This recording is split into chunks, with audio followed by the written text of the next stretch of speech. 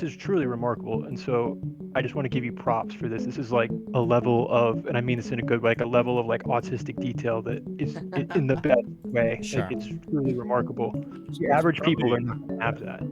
Like Yeah. they're thinking what I was thinking, or what most people, and not that I would agreeing with them, but I think they genuinely thought, okay, we just need to, we don't need to get into that. But the point is like what you're laying out here. It's important. Welcome to my focus group, okay?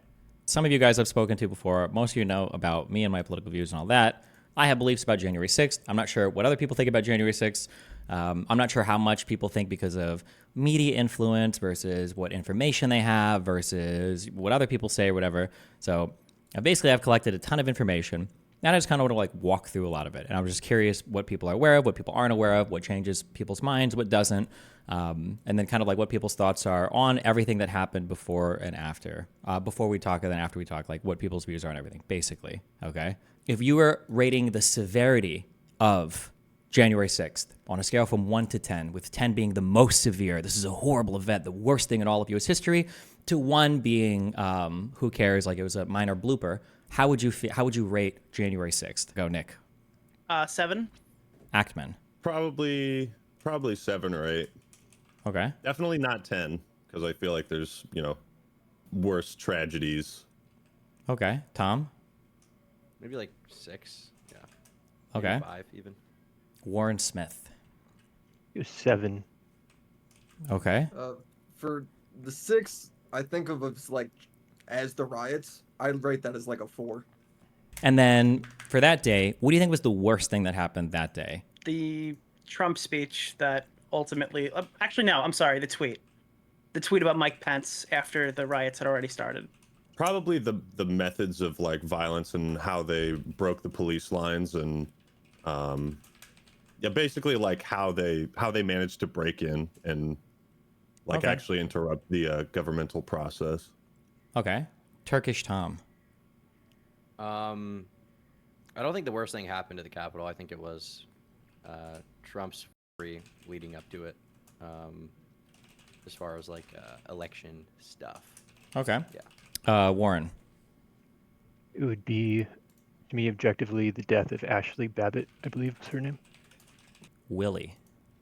Go ahead. Trump's speech, specifically when he says we need to go pressure Mike Pence and the people in Congress. If only he did the right thing, Yeah, if only he did the right thing, like that whole line. Chill. Okay. Like, or he will do the right thing. He will do the right thing. Good one. Where do you get most of your information from about, I guess, like politics, I guess, in the U.S.? I'd say just generally Twitter. Okay. YouTube. Probably Twitter. Yeah, Twitter as well. Nick. BitChute. No, probably Reddit, if I had to say. I'll say this is like at least one article a week to a month, I guess. Nick, do you read anything like from Washington Post, New York Times, any like mainstream media publication? If I ever do, it's because I saw a headline that caught me, and then I get lost halfway through and I stop reading. Okay. I really do not consume a lot of politics. Sure, that's fine. Ackman. If I like read an article a month or a week, kind of depends. Like, if there's something that sparks my interest, yeah, I'll read the article.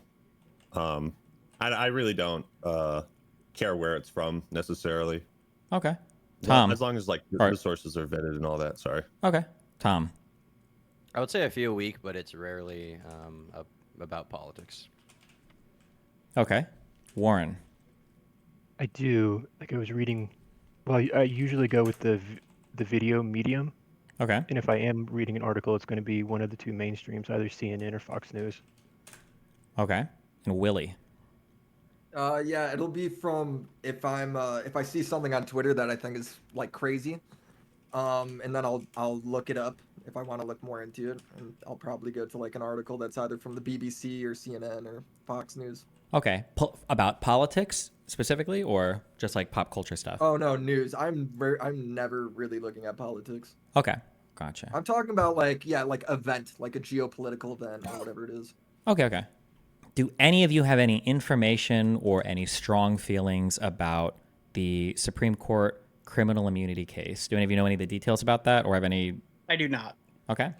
they gave him immunity so that they couldn't pursue a court case against him for January 6th. So it's kind of, from my understanding, it comes across like a sort of, I can't be prosecuted because I jumped through this loophole kind of thing. Okay. But I don't know how accurate that is. That's fine. Tom. My understanding is that he was given immunity based on the fact that the actions he took were when he was president, and that was ultimately why he was not convicted on that. That's my understanding. Warren. My understanding is that it is not complete blanket immunity. So, for example, it would not protect him if he were to kill the maid in the White House. Obviously, he would still be charged with murder, but I hope to learn more tonight. And please correct me if I'm wrong about anything. Okay. And Willie. Yeah, so I went to make a video on you about it, but I wanted to see where you were coming from because that's when you were making your like crazy Don assassination tweets. And Okay. then I read the indictment, and then that of course led me to the Supreme Court case.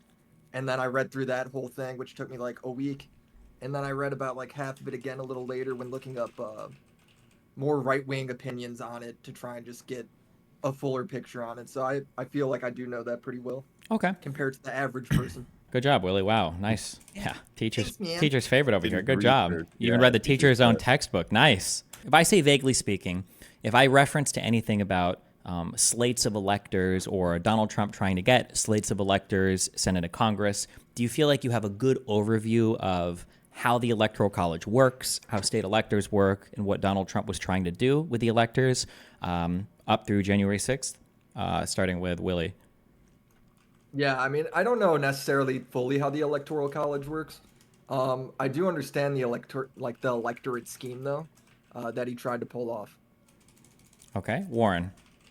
I heard you mention this a little bit, and I'm curious to hear more about that.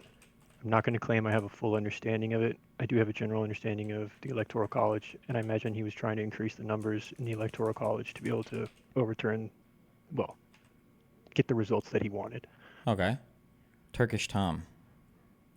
My understanding of the Electoral College is basic, but I think I know how it works. And as far as the fake/false electorates, my understanding is that Trump attempted to insert quote-unquote alternate electors who are not the true electors because he thought that that would make him win the election.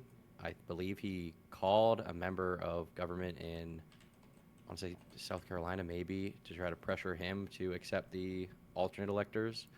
And my understanding is also that some of these people were charged with felonies, but I'm not completely sure. Not Trump, but some of the fake electors. Wow. New teacher's pet. Okay. Ackman.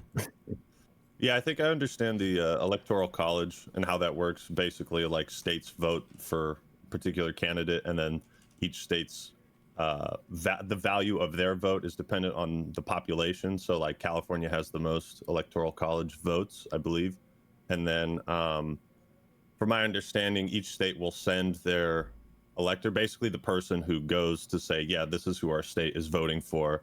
And from my understanding, Trump basically tried to like send in the spies from TF2 to try and like be the electors or electorates. What is it? That's Yeah, a good comparison. electors, I like okay. that. And then Nick. I like that comparison. Are they called electorates? I think they're called Yeah, electors. Oh, okay. In general, I was probably going to say something similar to Axeman there. My understanding was that I thought Pence was supposed to be more involved, I guess, through what Trump wanted him to do. But I don't know. That's about what I know. Okay. And then running down, let's do, we'll do like a strongly agree, neutral, disagree, strongly disagree, okay? So basically 1 to 5. Would you say that if Donald Trump had been successful, would you say that that would be considered a coup in your eyes? We'll start with Willie and go up. A coup? Yeah. What does a coup mean again?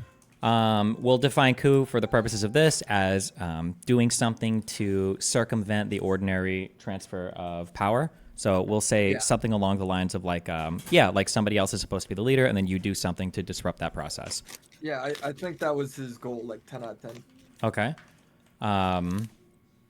Warren. I'm not quite sure about your definition of coup, though, but... Oh, wait. Actually, wait. I'm I'll sorry. run Wait. with it. Real quick. Hold on, because Willie, you f***ed up. So, Willie, would you say you strongly agree, neutral, disagree, strongly disagree? I strongly agree that that was his intention. Yeah. No, you strongly agree that if that was his intention, you'd call it a coup. Oh yeah. Yeah, I'd call it a coup. Yeah. Okay. All right. Jeez. You don't have to argue. Okay, sorry, Warren. And then go ahead. You said you didn't like my definition here. I'm using kind of like casual, but yeah, you can suggest a different one if you want, or tell me what you're... Slightly disagree. My understanding of a coup would be an effort to overthrow the government. I understand that that's not your perspective on this. It seems there needs to be that element of it. So I'm gonna go. Could I go with like a 2, like mildly disagree? Yeah, sure. We'll have disagree. I can learn more. Yeah, Okay. that's fine. Okay. I don't think you gotta name numbers. I think I just it up. No, you don't need numbers. You're good. You're good. Turkey. I think it would have been a successful coup. Yeah. You'd say agree or strongly agree? I would agree that strongly agree. We'll go strong. Okay. Strong. Strongly. Okay. Ackman. Strong. Yeah, I would strongly agree. I mean, coups they're not always just like a violent, kill everybody kind of thing. Sometimes it's more Okay. subterfuge. Nick. Sometimes it's just destruction of property. Sure. Strongly agree. No. What do you got, I Nick? don't know. Wouldn't the implication of everything that happened be that it was a coup to begin with? Is that like a contested thing? My assumption is that they assume that the election was stolen. I don't necessarily believe that, but that's their justification for doing a coup. So wouldn't it just be a coup? It's up to you. I don't know. Strongly agree, neutral. Yeah. I strongly agree. Yeah. Okay. Jesus Christ. What a panel. Okay. Okay. Next question is, are any of you aware of any of the details of the Dominion versus Fox News defamation lawsuit? Nick. No. Ackman. I was going to try to Google it, but you went to me too quick. Shut up. Yeah. Don't cheat. I am familiar with the fact that they had to pay. Holy shit! What was it? Don't tell me.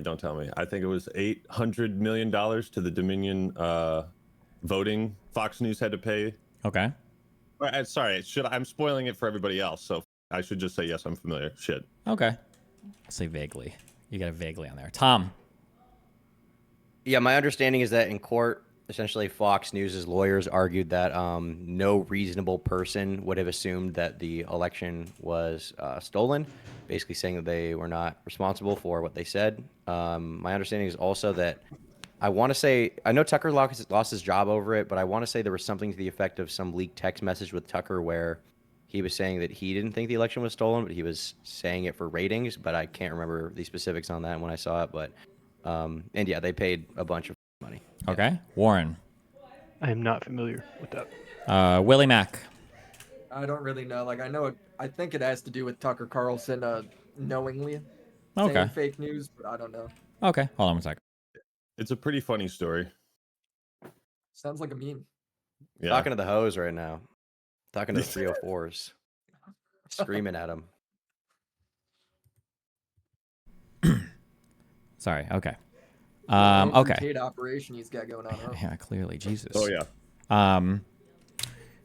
Were you okay? And then I'm going to ask this: are you aware of any of the are you aware of any organized activities or organized groups and what they did on January 6th? I'll start from top to bottom, starting with Nick.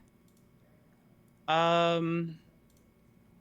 understanding was that the majority of the people who were at the Capitol were not sure why they were there, and that, they were there for protesting. They weren't sure why they were there for the actual overthrowing of the government portion. So yeah. Gotcha. Also, try to keep your answers kind of brief. Also, don't feel pressure to copy other people's answers because I don't want you guys to be copying the guy before. If you don't know or if you do know, whatever, it doesn't matter. You're not being judged here. Okay. I'm just trying to get a baseline of what. Yeah. Okay. Ackman, do you aware of any organized groups or anything on January 6th or anything like that?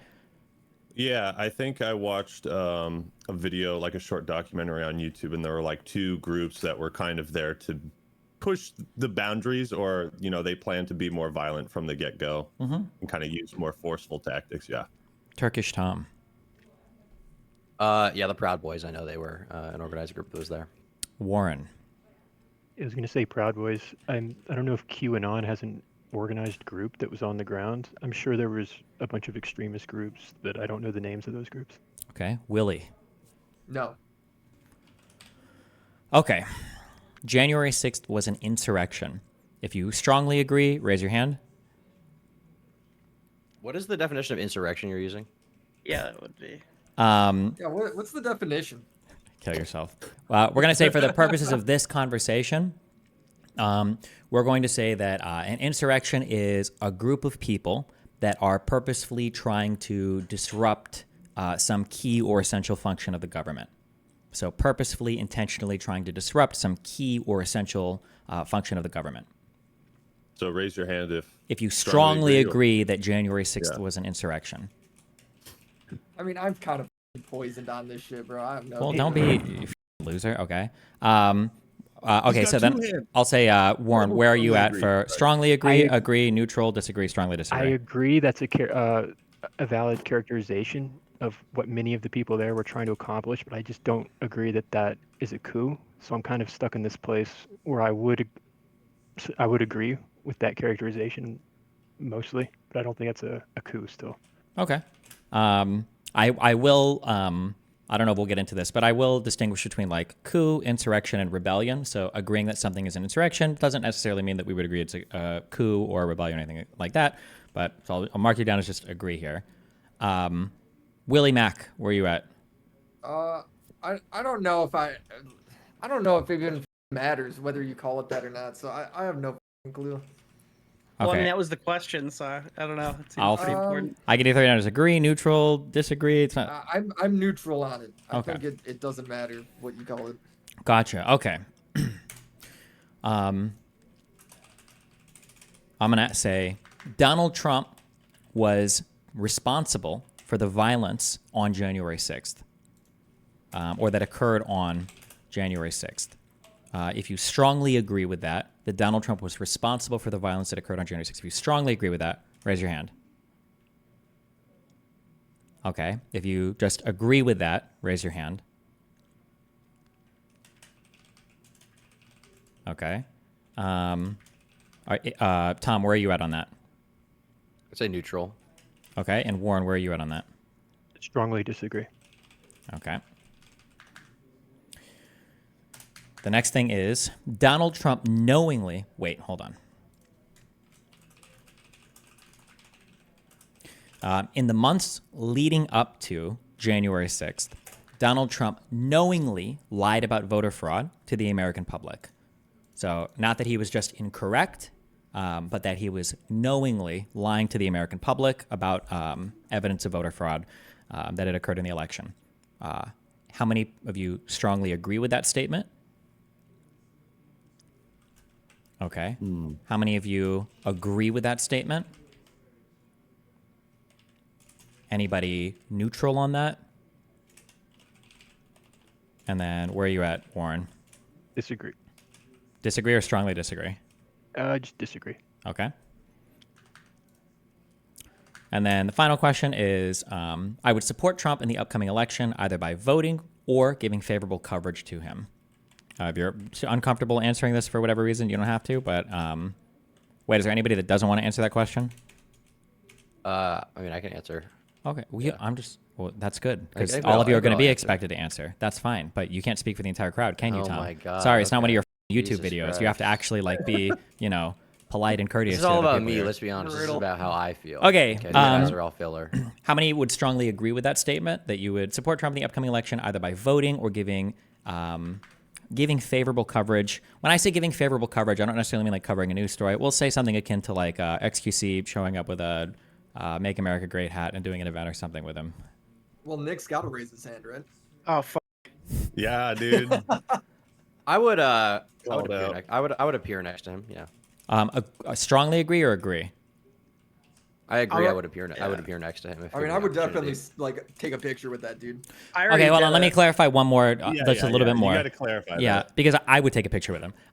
When I say, I mean like appear in a way that seems to be supportive. So maybe not just take a picture with him, but like take a picture with a Make America Great hat on, or take a picture and like hashtag like, vote for Trump guys on Twitter or something that is more than just a picture, like some kind of showing support or agreement, or maybe like telling your fans to show up at a campaign event or a rally or something like that. Like, yeah. Okay. Not just like, oh, would you take a picture with one of the former presidents? Which I think Exactly. we all Yeah, would. yeah, yeah.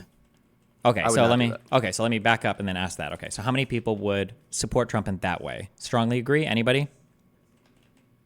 Agree? Anybody? Neutral? I'd probably like I don't know what we mean by like, yeah, if I make a meme tweet or like repost some meme tweet, I'm fine with that. But and even I if think it's slightly he's favorable, talking about like. I'm He's not saying, would showing you- up Too to late. the Well, game now round. you're neutral. You're neutral on that. Anybody disagree? I'd probably disagree. I disagree. Yeah. I disagree, but I wouldn't do that for literally any political candidate. Okay. And then Same. are you on strongly disagree with that, Warren? I'm gonna abstain on this one. Okay. Ooh.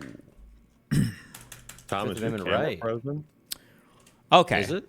What? Yeah, your camera's frozen, Tom. Wait, is it? Hold on. It looked like Holy you're shit. jerking Did off. you new talent? Can you talk without moving your mouth? Dumbass. God, I'm so glad that guy's gone. Holy shit. Every time he's in any area, he always tries to make it all about himself. He's like such an attention whore, right? Look at the you most guys. generous guy I Too know, pussy to dude. talk. He says the Oh same thing my about god. you. He's literally He got the says whole the same thing commentary about community you. wrapped around his finger. You guys are disgusting. Unbelievable. Wow. I see how it is. He's the literal Part of cult the leader. commentary community. I mean, what All kind right, of? Destiny, we're all you got left, bro. You couldn't get anyone else on here because you burned every bridge, dude. Listen, okay? Those bridges are always being fixed constantly. They're like Palestine, okay? They could be blown up, they come back 1 year What later, the okay? Fuck. Oh, good. We're gonna end up on TikTok. You can only be so lucky. They got those bridge builders. Don't worry, Tom's coming back. Yeah, his studio is having a little bit of right. trouble. Yeah, you okay there, buddy? My bad. Yeah, I just I got attacked by the deep state for speaking the truth Oh, again. But you know, it is what it is. You got I did. DDoSed, like got Elon DDoSed. did.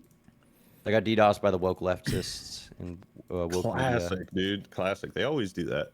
Happens to the best of us. Yeah. Okay. Are we ready?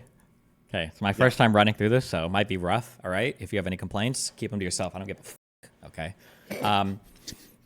As I'm going through anything, okay, if you have a question, a comment, a concern, whatever the f***, feel free to just chime in. You're fine, okay? Don't feel shy, all right? Okay.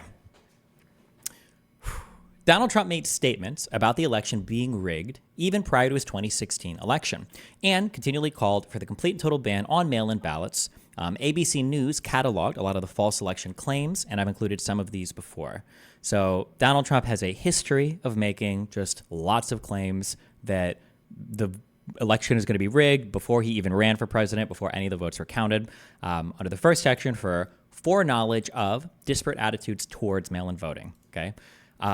One of the things that Donald Trump attacks a lot is the fact that mail-in ballots came in afterwards and that these mail-in ballots were going to go heavily for the Democrats. So that's obviously evidence that it was rigged, basically, right? So 10 states allowed early voting via mail as early as September for the 2020 election. Donald Trump was making multiple claims of voter fraud via mail-in ballots, which Democrats were known to utilize in greater numbers than Republicans, despite Trump having absolutely no evidence of said voter fraud, and despite counting having not even yet begun and no numbers being published. So, like, if you click this and you go through on Pew Research Center, okay, you can see that like this was never a mystery that people who were Democrat were going to be voting via mail-in ballots a lot more than Trump voters, right? On the very first poll here, number 3, the voting experience in 2020, you can see Biden voters were like 58% likely to vote by absentee or mail-in ballot. Trump voters were 32% likely to vote via mail-in ballot, right? You see this? Question. Yeah. Yeah, question, Why is that the case? Are Democrats just like fat, people that stay indoors and don't touch grass? Or So in 2020, we had the whole COVID epidemic going on, and there were rules around like social distancing, and Democrats were more likely to adhere to those rules and participate in things like mail-in ballots versus. Wasn't that also the case before 2020 though? Isn't that just like a typical thing that Democrats like mail in their votes more often than Republicans? My understanding is that phenomenon? my understanding is, I don't have this data right offhand, but my understanding is prior to this election, I believe that mail-in ballots slightly favored conservatives because I think the people most likely to do mail-in ballots, I think, were military personnel. So people serving overseas would be the most likely to send in a mail-in ballot. Gotcha. Okay. Yeah, and maybe because older people might be more likely as well than younger people to do mail-in ballots, and I think they tended to be a little bit more conservative. I don't know that 100%, but I'm pretty sure. Okay, you can click some of these boxes. You see the Dominion v. Fox News. thing. Yep. Okay, I'm expanding that. I'm going to read the quote. Anytime it says Dominion v. Fox News, I'm borrowing from the exhibits that were shown in that lawsuit. Okay, so quote from the lawsuit is, not surprisingly, given these trends, the head of the Fox News decision desk correctly predicted that, quote, on election night, we may be looking at states where it seems that President Trump is in the lead, but there's still 20 or 30% of the vote outstanding, so we're not going to be able to make the call in those states, end quote. He correctly recognized, and Fox widely and repeatedly reported before the election, that this would occur because President Trump had criticized mail-in voting and encouraged Republicans to vote in person, whereas Democrats had encouraged their supporters to vote by mail. In fact, Maria Bartiromo discussed this very phenomenon with President Trump in an October 11th, 2020 interview, with President Trump lamenting that mail-in votes would likely be counted 2 weeks after the votes come in, and stating that Republicans are going out to vote. They don't want to do the mail-in ballot thing. They don't trust it. Republicans are going out to vote. Okay, so Trump knew this. Fox News knew this. Basically, everybody in media knew that Democrats are going to be more likely to vote via mail-in ballot versus Republicans who are voting probably more likely in person, right?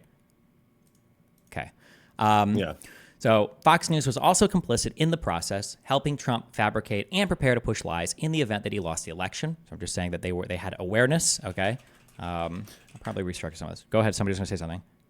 I was just going to say that it's so that it would make sense why Trump would target mail-in ballots as like a talking point, because it's a way of essentially attacking how your opposition is voting and casting their votes. Maybe. We're not at that point yet, but maybe. That's an interesting thing. Okay. Yeah. Scrolling down a little bit, I'm quoting from a Daily Beast article. It was published on October 31st, 2020. Officially, it looks like an attempt to report on election irregularities. What it feels like is an attempt to push more baseless conspiracy theories and scare the viewers into thinking the election is being stolen. It isn't. One Fox News veteran with direct knowledge of the Election Integrity Project told the Daily Beast. It's alarming that the brain room is a part of this, like it's an attempt to give it an air of legitimacy. I don't recall ever seeing anything like this before. This person added, it feels like an attempt to use the brain room to try to lend credibility to something that isn't credible. It feels like a stunt to support Trump's baseless allegations that the Democrats are trying to steal the election. If it is a collection or database of alleged voter fraud examples, I could see it being used to support Trump's efforts to contest the election results if Biden wins.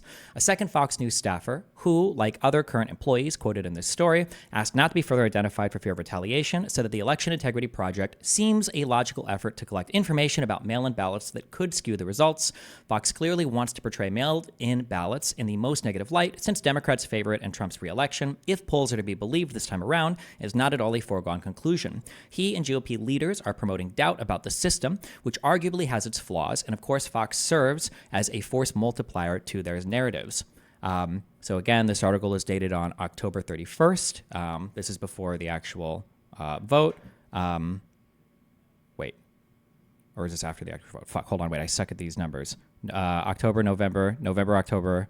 Wait, hold on, fuck me. October is before November, meaning it was before. Yes, correct. You're right. Good job, Tom. Another bonus point. Okay, so I have yeah. a big question here. Are we gonna get into the details of the lawsuit here or no? We might. I've got like excerpts from it, but yeah, I think it's a part of it. Can I ask a quick question? Yeah, go for it. Yeah.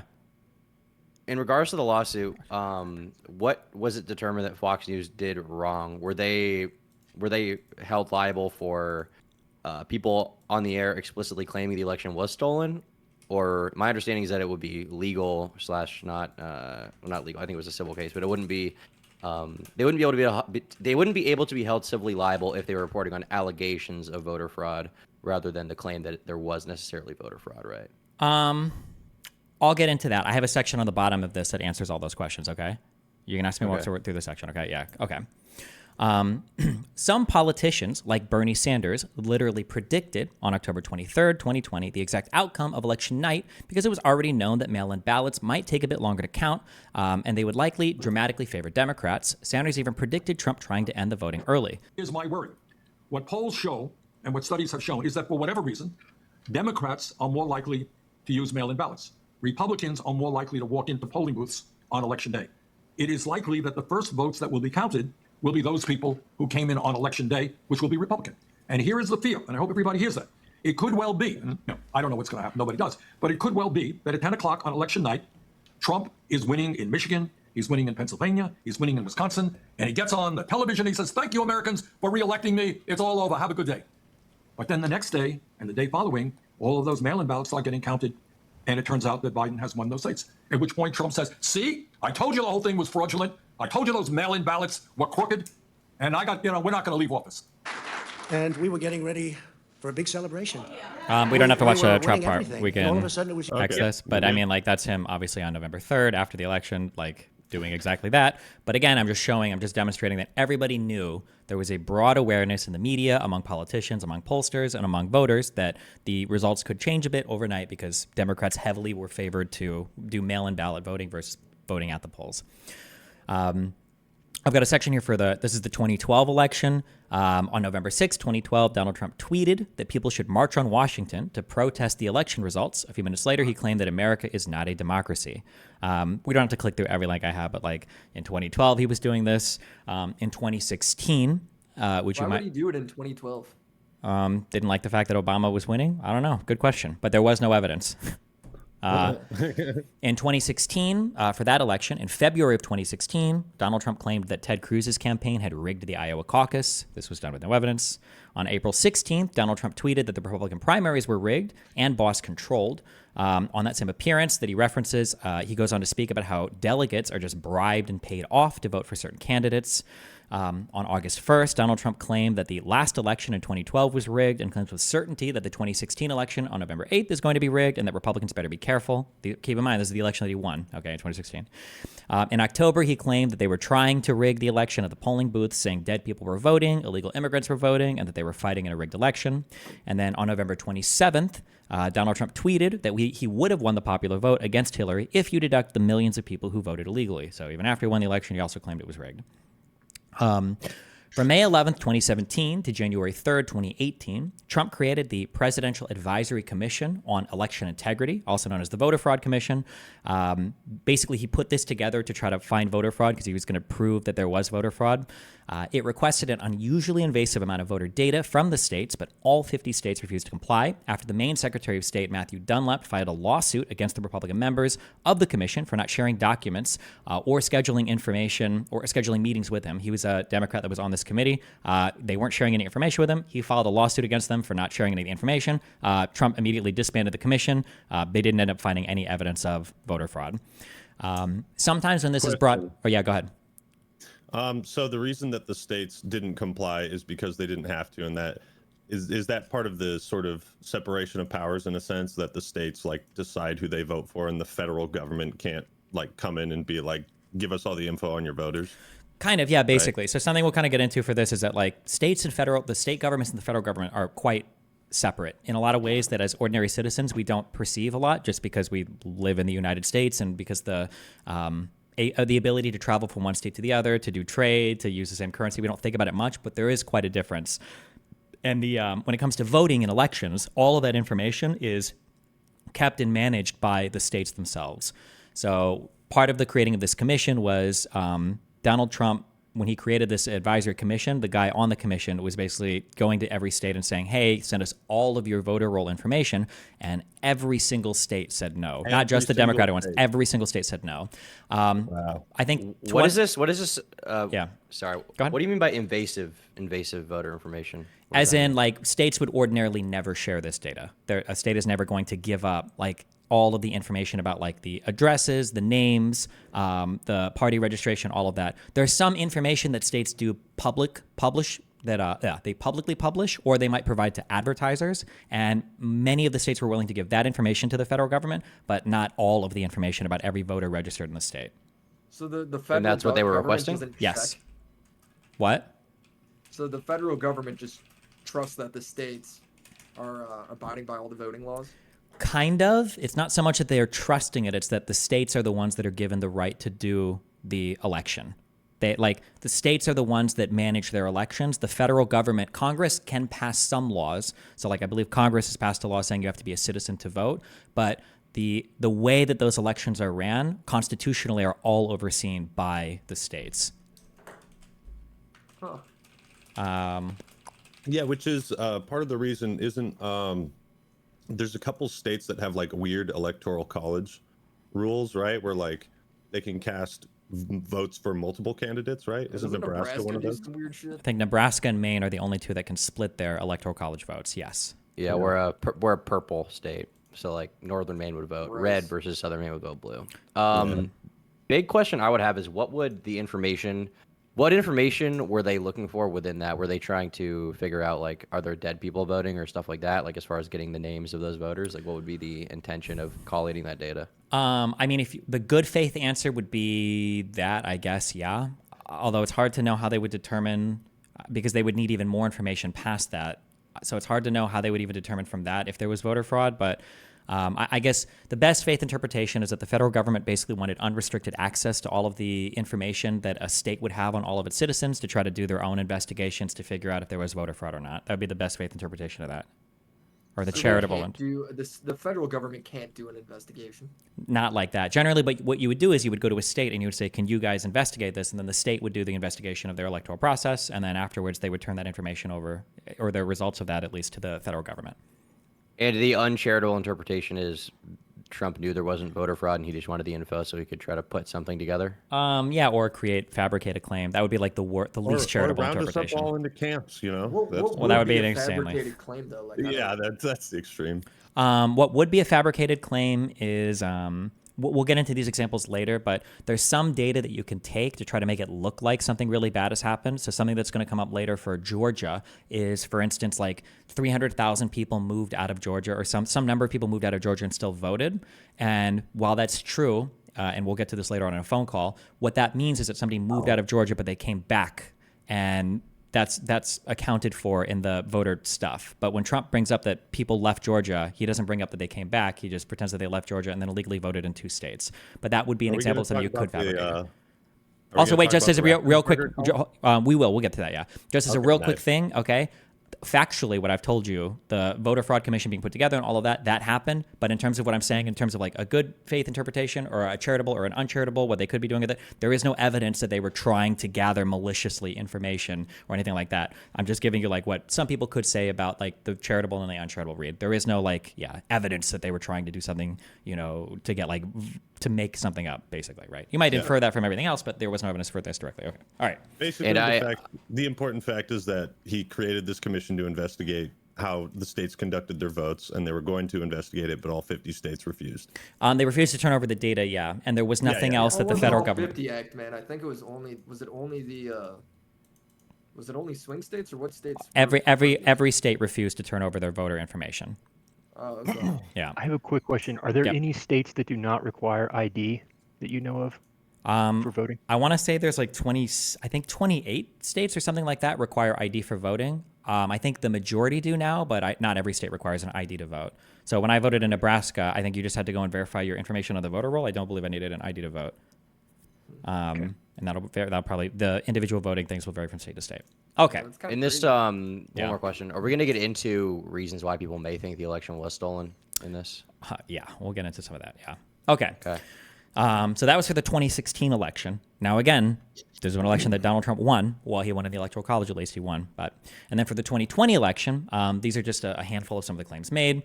On April 7th, he claimed that there is voter fraud in the form of people filling out multiple ballots and dumping ballots for Trump, after claiming mail-in voting was okay when he did it, but not when other people do it. I think he even talks specifically about mail-in voting, and he says, like, well, it's fine. Actually, if you want, we can click, just as a funny, just because he does shit like this a lot. Do you see that on April 7th, 2020, Donald Trump claims? Do you want to click that link? It's a Twitter link. If I click it, it says... Oh, there it showed up. First it said something went wrong. Yeah. Let me know when you have that video loaded. Put it to playback speed 1.5, and then we can play through that if you want. So you were highly critical of mail-in voting, mail-in ballots for voting. I think mail-in voting is horrible. But you voted by mail in Florida's election last month, didn't you? Sure, I could vote by mail for that. How do you reconcile because I'm that? allowed to. Well, that's called out of state. You know why I voted? Because I happen to be in the White House and I won't be able to go to Florida to vote. But let me just say, well, there's a big difference between somebody that's out of state and does a ballot and everything sealed, certified, and everything else. You see what you have to do with the certifications, and you get thousands and thousands of people sitting in somebody's living room signing ballots all over the place. No, I think that mail-in voting is a terrible thing. I think if you vote, you should go. And even the concept of early voting is not the greatest because a lot of things happen, but it's okay. But you should go and you should vote. I think you should go and you should vote. You look at what they do, where they grab thousands of mail-in ballots and they dump it. I'll tell you what, and I don't have to tell you, you can look at the statistics. There's a lot of dishonesty going along with mail-in voting, mail-in ballots. So he says, look at these statistics. Yeah. So just as a heads His up. position is that like mail-in voting is bad when it's voter fraud, and that everyone who's doing it other than him is doing voter fraud. that would be the uncharitable way of viewing it. But one thing I will say as we go through this, Donald Trump and the Republicans never, ever, ever seem to be interested in making mail-in ballots more secure. It's always just getting rid of mail-in voting, despite the fact that a lot of them utilize it, because a lot of people in the military have utilized it for voting, for good reason too. Sometimes you're overseas, sometimes you're out of state or whatever. Going down to the next one, on May 20th, Donald Trump answered in a press briefing that thousands and thousands of mail-in ballots were fraudulently filled out. On May 24th, he says that you can't have mail-in ballots, saying it would be the greatest rigged election in history. And keep in mind, again, this is all before, we're months and months and months before any election. Wait. What? The May 20th tweet, it says 2024. Is that out of order or? Oh, wait, I might have just written the, wait, hold Yeah, on. it does say May 2020. Shut the fuck Or up, what? dude. I'm sorry, this was May 2020. I wrote a 4 here on accident, okay? Shut the fuck up. Gotcha. Jesus Christ. Just clarifying. On May 24th, he tweeted that the U.S. can't have mail-in ballots. It'd be the greatest rigged election in history. On August 24th, he said that the only way that they can lose the election is if it's rigged and someone takes it from us. It's the only way to lose is if it's rigged. On September 23rd, he said that he would not commit to a peaceful transfer of power, claiming that the mail-in ballots were fraudulent and out of control. If you want, we can click that would not commit link. This is That sounds spicy. a minute and 10 seconds. Win, lose, or draw in this election. Will you commit here today for a peaceful transferal of power after the election? And there has been rioting in Louisville. There's been rioting in many cities across this country, red and your so-called red and blue states. Will you commit to making sure that there is a peaceful transferal of power after the election? Well, we're going to have to see what happens. You know that I've been complaining very strongly about the ballots, and the ballots are a disaster. I understand that, but people are rioting. Do you commit to making sure that there's a peaceful transferal of power? We want to get rid of the ballots, and you'll have a we'll have a very peaceful. There won't be a transfer, frankly. There'll be a continuation. The ballots are out of control. You know it, and you know who knows it better than anybody else? The Democrats know it better than anybody else. Go ahead. The second question is, will you? Please go ahead. Why won't You asked the question. Okay, just as a, okay. And then I noticed something about. Yeah. Sorry. So with the 2017 Advisory Commission on Election Integrity, that was after he won through the Electoral College, right? That was right after he won. Yep. Beginning of his term, essentially, right? Mm-hmm. So the question, I guess, my question would be, why did he do that? Wouldn't that sort of, if you want to give a charitable interpretation, show that he was always concerned about election fraud? The issue is that, one, he asserts it with no evidence. So he put together that commission to try to find something, because all of the claims that he made prior to that were done basically on like social media memes. And then two, I think if you were looking for voter fraud, I think that I would guess that you would put together a commission that would try to work with states to do investigations or whatever, or to do policy or procedure like overviews, rather than like doing the most insanely like, it's a really big ask. It would kind of be like me saying, like, I think here's the comparison I would say, okay? I think that my girlfriend is cheating on me. Well, in order to prove that, I'm going to ask her to literally turn over every single email, text message, and every single thing she sent in, like, the past, 5 years. And somebody's like, oh, okay, well, Jesus, like, I think that when you're asking for that much information, like, it seems like, well, one, do you have any evidence of this happening at all? No. And then two, the information you're asking for is like unprecedented and crazy. No federal government in the history of the U.S. has ever asked for this much information from a state for state voter rolls. So it kind of seems like it feels more like you're digging than you're like honestly asking a question. That's a interpretation. To be clear, the reason he thinks formed that, Mhm. I was just gonna say the reason he formed that committee was not because he lost the elections, because he lost the popular vote, and he seemingly believed that he did win the popular vote. Maybe. I don't know, I guess. Maybe. Because it was right after he won the first time, not when Mhm. he was kicked out, so to speak. Or Yeah, whatever. correct. Yeah. Somebody else was saying something? Yeah, I was gonna say the average person who thinks his girlfriend is cheating on him is gonna go through the text regardless. You know what I mean? Sure. So I don't know yeah, if that's necessarily a good. Wouldn't a better comparison be like, YouTube has shadow banned me, and to prove it, I'm going to need all of your guys' analytics. I'm going to need access to your YouTube accounts, and you're going to have to give me free reign through like all of your YouTube stuff, so I can prove this. I need your username and password to make sure. That my Yeah, account kind of, was yeah. But somebody's like wrongly making the terminated. accusation with no evidence, right? Like, I think this Yeah. person is doing something bad. I have no evidence. I need to go through every single thing you have to see if I can find evidence of you doing something that.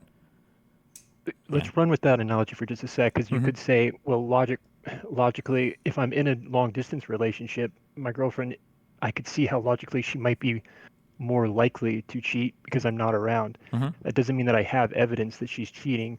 It'd be another thing to accuse her of cheating, but is it wrong to acknowledge that you are increasing the possibility of being cheated on? I think in that would certain be circumstances? totally A-okay But then I think that like the statements and the steps made afterwards would be more indicative of your mindset. So like if Donald Trump was just saying that like the election might have problems, then, or maybe we need to do something to secure these, that would be one thing. But when he says things like the only way they can lose the election is if it's rigged, or when we're saying that like if we have mail-in ballots, it'll be the greatest rigged election in history, or when we're making strong claims of voter fraud with no evidence, I think that that's a step much further than just saying, well, there's the potential for bad things to be happening, I would say. Okay, reading down from that, Trump fluidly switched between definitions when he claimed the election was rigged, meaning it could be officials rigging polls, ballot boxes being stuffed, ballots being not counted, boxes being tossed, vote totals being changed. It seems like when he talks about a rigged election, sometimes we move through a lot of these. It's hard to know at any particular point in time what he's talking about. It could be all the way from like the media rigged it by just giving him unfavorable coverage, all the way to, you know, like the actual like ballot harvesting and ballot dumping happened. It depends on the interview. It's important to note that while Donald Trump claims ahead of time that voter fraud would be rampant in 2020, he never actually gives a way to make mail-in ballots more secure. He simply advocates for the elimination of them altogether repeatedly because he knows they will favor Democratic voters.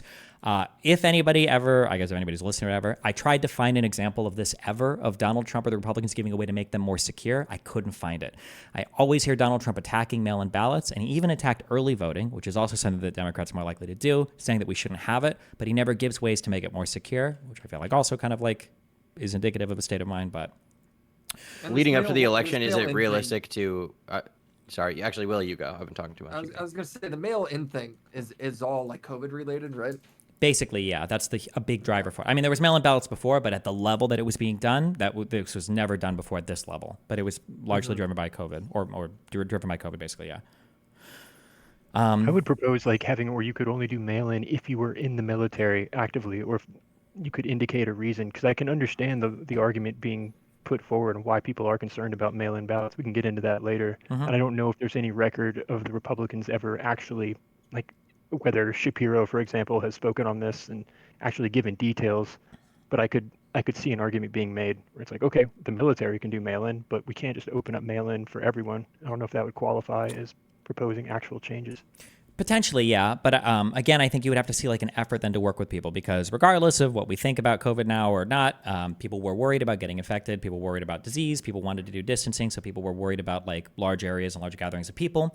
So if some sort of compromise were made, like, oh, well, we're going to open, 3 times as many polling places or voting booths, or we're going to extend like early voting to give people a chance to vote in person so that they don't have to mail-in voting things. Like I could understand all of this being like potential solutions, but it was always just no mail-in ballots, no mail-in ballots, no mail-in ballots.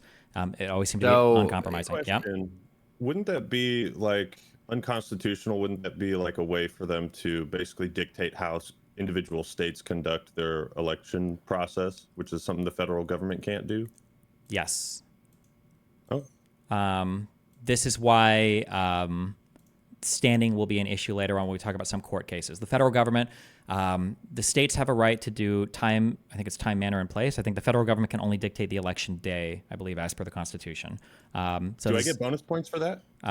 Yes, congratulations. And Yeah, yes, bonus points. Hell yeah, Okay, hell yeah. Great question, Act. Okay. Good job, Mr. Act.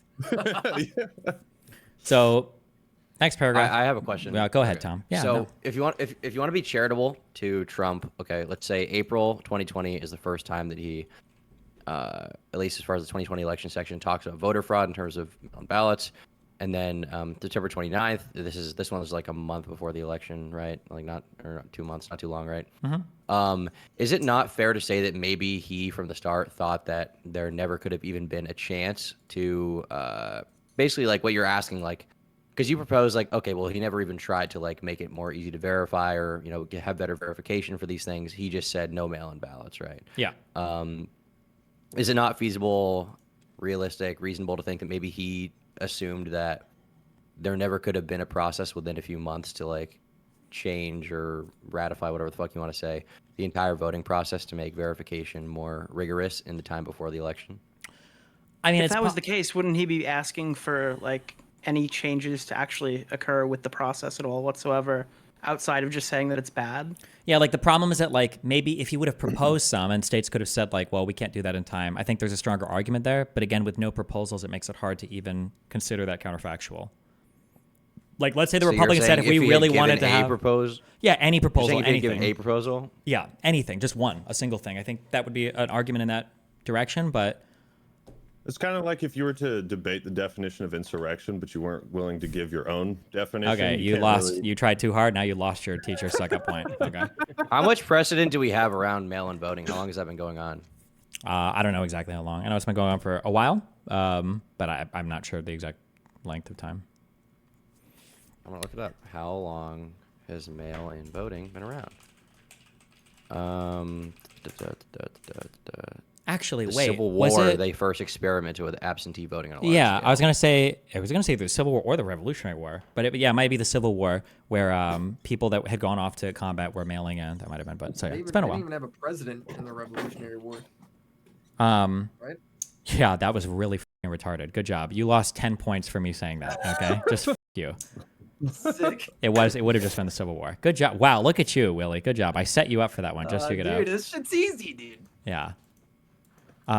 You'd be a fun political science teacher. No, it'd be terrible. You'd be calling somebody retarded. Also, listen, I'm sure they were voting for mayors or some bullshit of their colonies also. So minus 10 more points from you, actually. You're down negative 20. Okay. Fuck off. I was the one who said the Civil War thing, okay? Good for you. All right, we're moving on. Donald Trump attempted to call the election early on the night of, despite everyone across the nation knowing it would take some time to count the incoming mail-in ballots. He also falsely claimed that he won many states by margins that were impossible to be overcome, despite it having been completely untrue, and continues to call the mail-in ballots fraudulent, claiming that he had already won the election. On November 5th, the next morning, he went as far as to tweet, "Stop the count," so he wouldn't lose his majority. I think that might... Maybe that's supposed to be November 4th, but all day. We're going to do the everyone across the nation. Click that so we can watch this.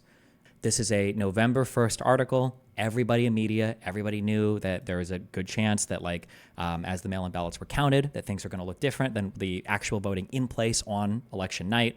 Everybody knew that was going to happen.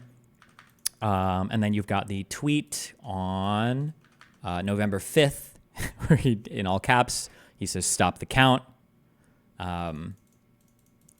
Right, we've all seen that. Okay. Okay. Famous tweet. Stop the count.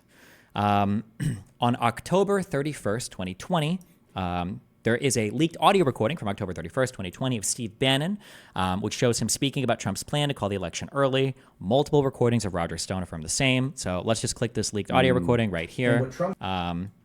1:30. This is a little bit cut up. I don't believe that the original full audio has been released, which sucks. So if you want, you can take this with a grain of salt, I guess. It's from Mother Jones. This is a... When was this leaked, like years later? This was leaked on 2022. Okay. Mother Jones is I would say a very far left publication, like further left than WAPO, Washington Post or New York Times. So keep that in mind. If you do trust it, don't trust it, just a thing to keep in mind. We're going to set it to 1.5. Let me know when you're ready to play. What is sorry, just real quick clarifying question. Yeah. Steve Bannon, is he the Blaze or Breitbart? What is he? Steve Bannon was one of the founders / owners of Breitbart, and I don't know if he had an official role in the Trump campaign, but I know that he was serving as an advisor and talked to Trump and got him support. Breitbart is a very far right, weird kind of media, it's alternative media online thing. I'll say, yeah. Is it just a website? Yes. That's where Milo Yiannopoulos worked. Yeah, Milo worked there. Yeah, Bannon worked there. Yeah, a lot of kind of wacky things. Okay, I think he might have been a campaign manager actually in 2016. So he did have an official role with the campaign. Is Milo the gay guy? Yes. Yes. Okay. Now he is back to being gay. Yes. Okay. He was the reformed sodomite. We don't need to go down this rabbit hole, bro. Yeah, you don't need to go down. Yeah, he ungayed for a little. Word. What? I said sodomite. What a great word. True. Okay. 1.5 speed. We're ready to play. 3, 2, 1, go. And what Trump's going to do is just declare victory, right? He's going to declare victory. But that doesn't mean he's a winner. He's just going to say he's a winner. The Democrats, more of our people vote early that count. Theirs voted mail. And so they're going to have a natural disadvantage, and Trump's going to take advantage of that. That's our strategy. He's going to claim himself a winner. So when you wake up Wednesday morning, it's going to be a firestorm. We're going to have Antifa crazy, the media crazy, the courts are crazy, and Trump's going to be sitting there mocking, tweeting shit out. You lose. I'm the winner. I'm the king. And he'll be all over. He'll be going, "Where's Hunter? Is Hunter on a crack pipe?" I mean, no, he'll be, because then it doesn't matter. Remember, here's the thing. After that, Trump never has to go to a voter again. He's going to fire Ray, the FBI director. He's going to say, "F you." How about that? Because he's never going to. He's done his last election. Oh, he's going to be off the chain. He's going to be crazy. Also, if Trump is losing by 10 or 11 o'clock at night, it's going to be even crazier.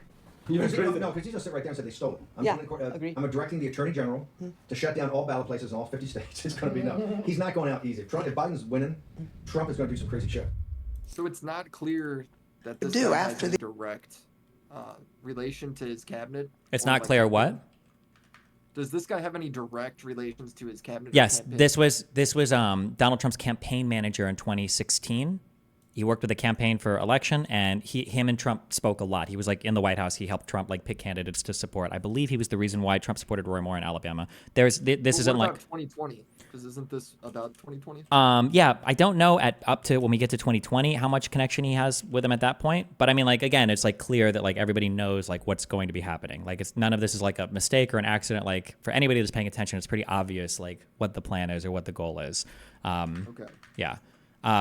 I feel like the most concerning part about that is at the end he says Trump's never going to need the voter again. That's very, I don't know, dystopian, is that the word? A little bit, but the charitable and probably the good faith, what he's actually saying there is that because that's his second term, he's not going to run again, hopefully. Yeah, so he doesn't have to worry about it, yeah.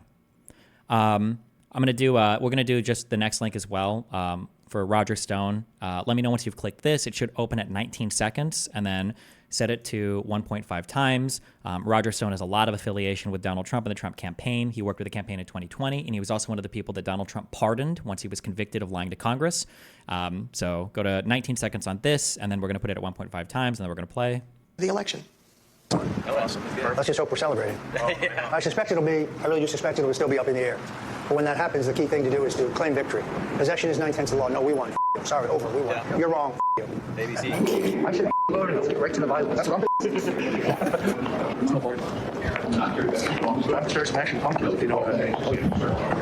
Roger Stone shows up as a witness to testify, and he pleads the fifth, I think like 50 or 60 times. He has no answers for the J6 Commission at all, but Roger Stone knew it was going to happen as well. Also, Bannon was also pardoned by Trump, too. I'm sorry, I missed that part. But yeah, so just as a heads up, so up to here, Bernie Sanders on TV, articles being written. Everybody knows that the mail-in ballots are going to lean Democrat. Everybody knows it's going to go in that direction. Everybody knows this, even without voter fraud, that's what's going to happen. You've got people like Bannon and Stone that are on calls, that are being recorded, that are saying things like, yeah, he's got to declare that he's going to win immediately.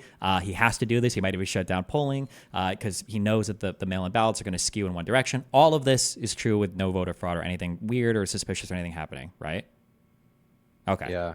I mean, Roger Stone has to be literally retarded to get caught saying that on recording. I can't believe they're saying that out loud, right? Yeah, it's a little insane. What the Stone is a very Stone is a we won. Fuck you. Stone is a special guy. It is a I win, you lose. That's how the world works moment. Sure. Who was that again? Yeah. Mr. Octoroon. Yeah. I learned a new slur that day. Yeah. Yeah. Okay, we're gonna dip down into this. Roger Stone again. Sorry. Who is Roger Stone? There's a huge answer to that question. He's just been. Well, I just mean in relation. No, I understand. Roger Stone has been a political operative for a long time in the United States, and he worked very closely with the Trump campaign in order to do a bunch of stuff related to the Trump campaign, all the way from media appearances and stuff like that to potentially more insidious things. But I don't even get into any of that. But we'll just say that Roger Stone was a Trump surrogate. He was somebody that worked with the Trump campaign, like very openly, very directly. Nobody is like, this isn't like conspiracy or anything. Remember, Trump pardoned Roger Stone and Steve Bannon for crimes that they were convicted of. Like the relationship is very open. It's not like a behind the scenes type thing. So they were actually convicted and found guilty in court? Yes. Anytime somebody accepts a pardon from a president, a pardon means that they were convicted of a crime or that they've essentially pled guilty to a crime. What were they convicted of? Jesus Christ, Tom. Bannon, I don't remember. Roger Stone was convicted, I believe, of lying to Congress when he was questioned about. I don't remember what it was in relation to. I'd have to go back and check. I don't remember what they were convicted of. I just know they both got pardoned by Trump, okay? Were so they was it related at all to this or no? Convicted of? For Bannon and Stone. It was a parking ticket. So President Trump commuted the sentence of his longtime friend Roger Stone on 7 felony crimes on Friday. First he issued clemency, and then like 7 months later it was, I think for Stone, I think it might have been questioning relating to the Mueller investigation, the Russia stuff. But I don't remember. Russian interference, yeah. Obstructing congressional investigation. Yeah, that's what he was found guilty of. Okay. I'll put that in here to add. So for my next focus group, I have that information. Okay. Thank you for your questions. Okay. I do appreciate it. If you're curious, and maybe that would be good to have. Okay. Okay. The next section I have here, a little breakout for the Dominion versus Fox News suit. In June of 2021, Dominion filed a complaint against Fox News, alleging that the company engaged in a widespread campaign of defamatory behavior towards Dominion in order to salvage its reputation among conservative media listeners. Dominion's lawsuit accused Fox of lying on 4 separate claims. First, hold on, let me say this. Who's Dominion? Yeah, I should have this in here. So if you ever hear about allegations relating to like voter fraud machines or like machines, Hugo Chavez, machines rigging, machines turning votes, whatever, chances are you're thinking of that's Dominion. Dominion was a company that was responsible for delivering and servicing, I think, machines in multiple states that were responsible for doing the voting stuff. They were vote machines, basically. Yeah. Okay. Dude, the Hanging Chads. No, right? they weren't that company, but No? something, kind of like that. Yeah, they were. Was Dominion like in all 50 states or just some of the states? Were they what's the word? Not licensed, but just sold machines. Were they like contracted by state governments? I don't remember how widespread they were. I think they might have been the single largest. They might have been the single individual largest voting machine administrator, but I don't remember. But they were in several states. Okay. More than a dozen, I believe. I don't remember how many exactly though. Gotcha. Okay, so Dominion's lawsuit accused Fox of lying on 4 separate claims. 1, that Dominion committed election fraud by rigging the 2020 presidential election. 2, Dominion's software and algorithms manipulated vote counts in the 2020 presidential election. 3, that Dominion is owned by a company founded in Venezuela to rig elections for the dictator Hugo Chavez. And 4, that Dominion paid kickbacks to government officials who used its machines in the 2020 presidential election. So in Dominion's civil suit against Fox News, they were saying Fox News made all 4 of these claims, and that's what they were going to sue them for. Okay. During the course of the case, in terms of like facts, like Dominion was established in 2002 by CEO John Paulus. They procured their first contract with New York State in July of 2009. After it became clear that Trump would lose the election on November 6th, Donald Trump began to complain that his lead had mysteriously disappeared. On November 7th, Fox projected Trump had lost the election. On November 8th, Fox invited Sidney Powell onto the Sunday Morning Future show to discuss the Dominion voting fraud. Powell declared there was a massive and coordinated effort to steal this election from we, the people of the United States of America, to delegitimize and destroy votes for Donald Trump, to manufacture votes for Joe Biden. More to the complaint. I don't have time to read through all this shit right now. Okay. Let's see. They've got a motion for summary judgment. So we won't go through all of this. And we're not going to go through actually almost any of this. I'm just going to show a few slides from this. This is insane. If you ever get bored and you want to read through like the clearest defamation cases you've ever seen in your entire life, stuff like this is insane. If you want, you can open this and you can go to, we'll just go to slide 124. So scroll all the way down to 124. Also, Sidney Powell was one of the lawyers that Trump's campaign found when they were trying to find ways to challenge the election results. Okay. Was Sidney Powell ever convicted of a crime? I don't know up to this point. Not sure if Sydney comes through or not. Her Kraken case, all the cases all dismissed. Yeah. Well, here let me Pearl Harbor. Yeah. Sorry. Just for context, in October 2023, Sidney Powell pled guilty to 6 misdemeanor counts of conspiring to intentionally interfere with the performance of election duties. Okay. She was sentenced to 6 years of probation, agreed to testify against the other defendants. So that's what happened. Okay. Are we all on slide 123? It'll say P123. Yep. Okay, so all of these people are like either Fox execs, news hosts, and then this motion for summary judgment is basically just, it's when you're filing a motion before a court in pre-trial, before you go to trial, saying, hey, I think that this case is so obvious that neither of us are disagreeing on the facts, and I've already won the case just based on what we've agreed on. That's like a motion for summary judgment. You're saying basically just tell me that I've won before we even have to go to court. So on this motion, this is what was filed to the court. A lot of this contains depositions. So a deposition is when you basically get a lawyer and then a witness that you want to ask questions to, and then under oath, they testify, and then these are things that you can bring up in court later, right? As a deposition. Okay, so question. All the questions are from Dominion's attorneys. Did the fact that all of Ms. Powell's lawsuits were dismissed and that court after court had noted that she had failed to provide the court with factual support for her extraordinary claims affect her credibility or reliability in your eyes? Lou Dobbs is a very famous host on Fox News, or was at least, he might still be, and his answer was, yes, I think. And then after they ask a question, they'll show emails inside Fox News. So this was an email from Jeff Field, who was, I think, an exec at Fox News, to Lou Dobbs saying, not sure if Sydney comes through or not. Her Kraken cases were all dismissed. The next one is an email from Sidney Powell to Lou Dobbs saying, we have a warning to the mainstream media. You have purposely sided with the forces that are trying to overthrow the U.S. system. These 4 people and their collaborators executed an electoral 9/11 against the United States with the cooperation and collusion of the media and the Democrat Party and China. It is a cyber Pearl Harbor. The next thing is, I believe this is another Fox News exec from Schreier. He says, Lou's wife just sent this to Eric and Alex. I think it's from Sydney, and it looks like she might be making these claims on the show. I don't have any evidence. I don't know what her evidence is. I told Alex to make sure that Lou pushes on the veracity of this. I find it odd that she claims to have this evidence, but her cases are being thrown out. I just wanted to send this to you so that you weren't surprised if it happens. And then this is a senior producer from Fox. I had reservations about putting it, Sidney Powell, on air. I hadn't had time to look into the document honestly. And then you see a tweet from Lou Dobbs repeating what Sidney Powell had emailed. The 2020 election is a cyber Pearl Harbor. The left-wing establishment have aligned their forces to overthrow the United States. Hashtag MAGA, hashtag America First, hashtag Dobbs. And then in the deposition, testimony from Lou Dobbs. The tweet states the 2020 election is a cyber Pearl Harbor. The left-wing establishment have aligned their forces to overthrow the United States government. Hashtag MAGA, hashtag correct. And then Lou Dobbs says correct. And then after the show, you see Lou Dobbs tweeting more Sidney Powell stuff. And then more testimony saying, in the moments after your 5 o'clock broadcast on December 10th, were you, Lou Dobbs, concerned that Sidney Powell had failed once again to meet the expectation of providing evidence to support her claims? His answer was, I was disappointed, yes.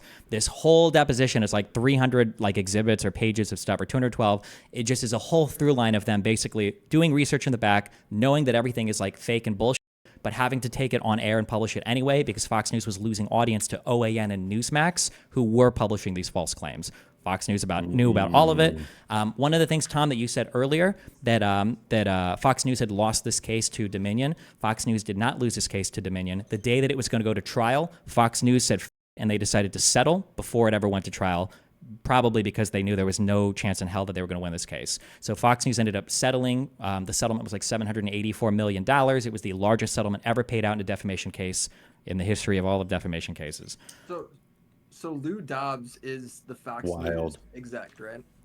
Lou Dobbs is a host. He's like a host on a show. He's like a Tucker Carlson. This question right here, the 2020 election is cyber Pearl Harbor. The left-wing establishment has aligned their forces to overthrow the United States government. Hashtag MAGA. Hashtag America First. All that shit, right? Yeah. That's him just admitting he made the tweet? Yes. Okay. But then later on, it's him admitting that there was no evidence for any of this. Yeah. I see. And then earlier, I don't know if I might have linked more parts of this deposition in other parts of the doc that we'll go through, but Fox News over and over again says that they've got something called the Brain Room. It was referenced earlier in my document. The Brain Room was like the Fox News fact-checking body that was trying to verify any of the claims, and they constantly and consistently said, none of these claims are true. We can't verify any of this. None of this is true. Why are you publishing any of this? Over and over and over and over and over again. But yeah. Okay. So the problem does not seem to be, because I was questioning what happened with the lawsuit.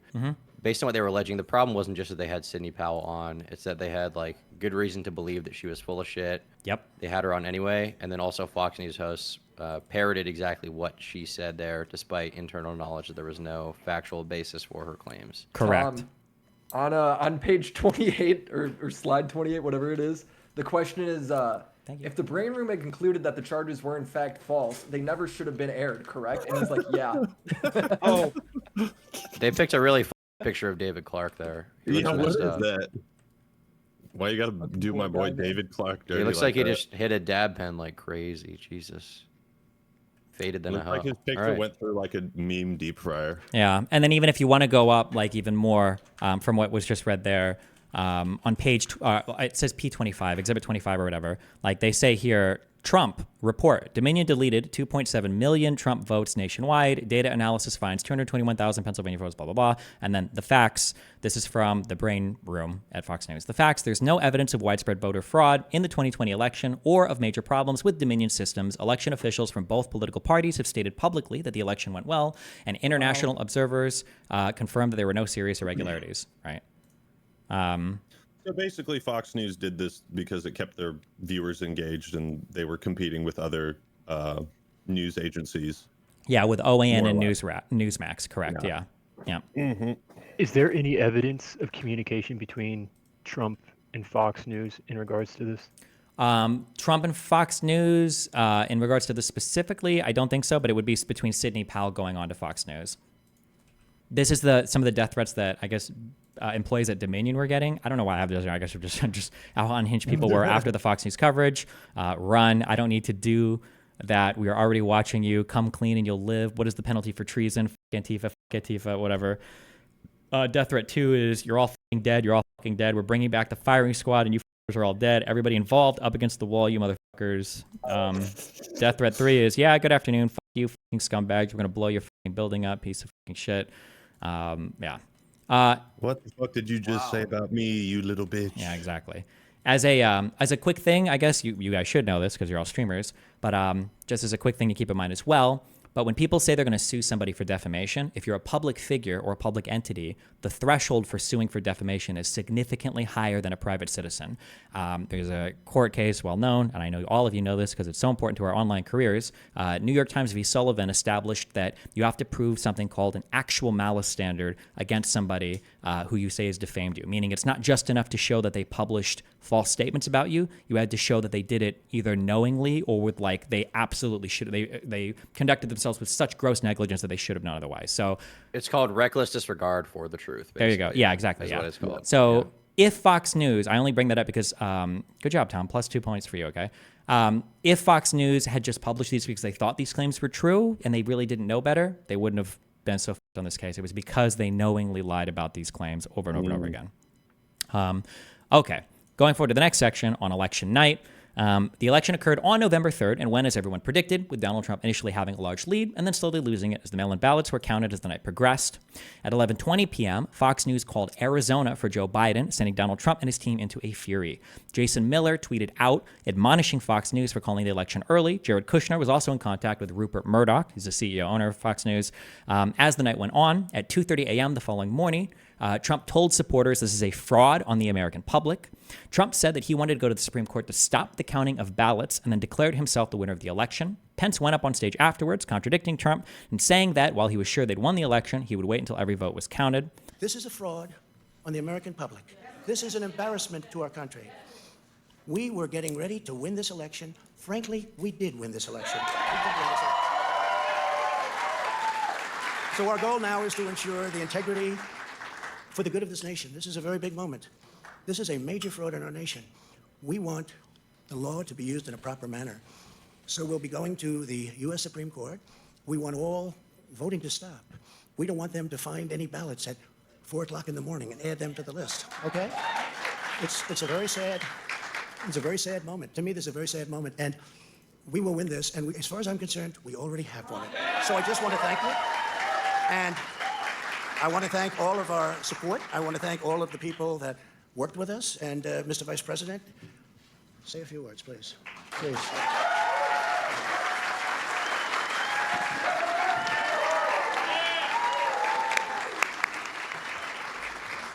Thank you, Mr. President. I want to join you in thanking more than 60 million Americans I think that's who have Willie. already cast their vote for 4 more years for President Donald Trump in the White House. And while the votes continue to be counted, we're going to remain vigilant, as the President said. The right to vote has been at the center of our democracy since the founding of this nation, and we're going to protect the integrity of the vote. But I really believe with all of my heart, with the extraordinary margins, Mr. President, that you've inspired in the states that you just described, and the way that you launched this movement across the country to make America great again, I truly do believe, as you do, that we are on the road to victory, and we will make America great again. Thank you, Mr. Okay, so just to establish up to this point, everybody knew how the ballots would go. Everybody knew there was a chance they'd turn overnight. You've got Roger Stone and Steve Bannon that are saying Trump's going to try to call it an election night so that he can't lose.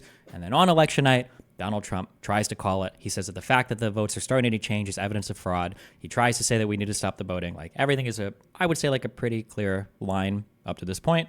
But that's where we're at up through election night. In July of 2022, a collection of, I should have something for what were the challenges? Sorry.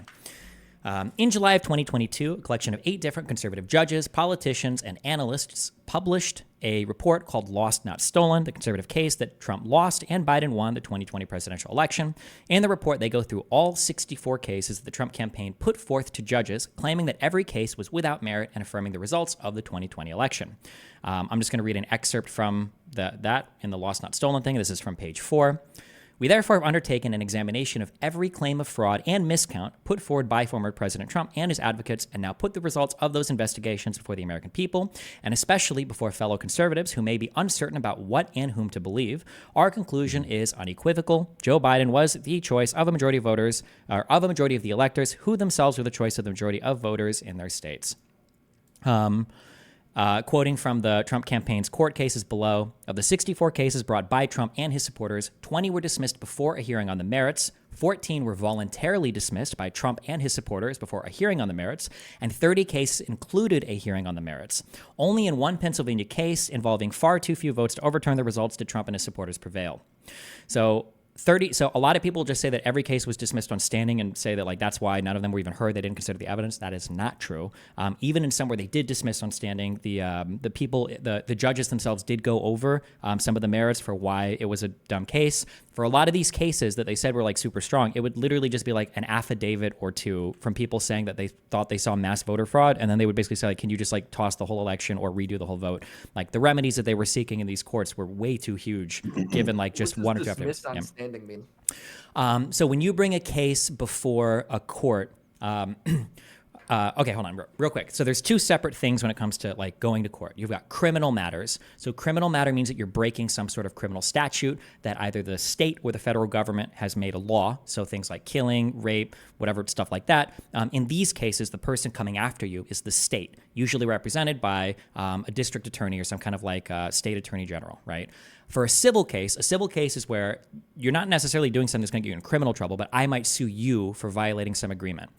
All of the Donald Trump cases were civil cases. In order for a state to hear, or in order for a court to hear a case, you have to be able to prove that you have standing.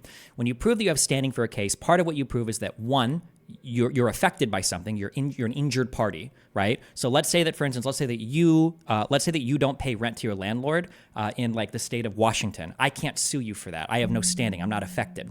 So 1 is you've got to prove that you were an injured party, and a second part is you've got to prove that the court can do something to help you to remedy the situation, right? So let's say that you kicked my dog and you killed my dog, or no, that's not a good example. Let's say that you lied to me or something, I guess, or you, like, stole, like, a cartoon coloring book or something from me, and I try to, like, take you to court and I sue you, and, like, the court's like, we can't really do anything. There's no remedy. There's not a good remedy here to cure the injury. We can't do anything about this, right?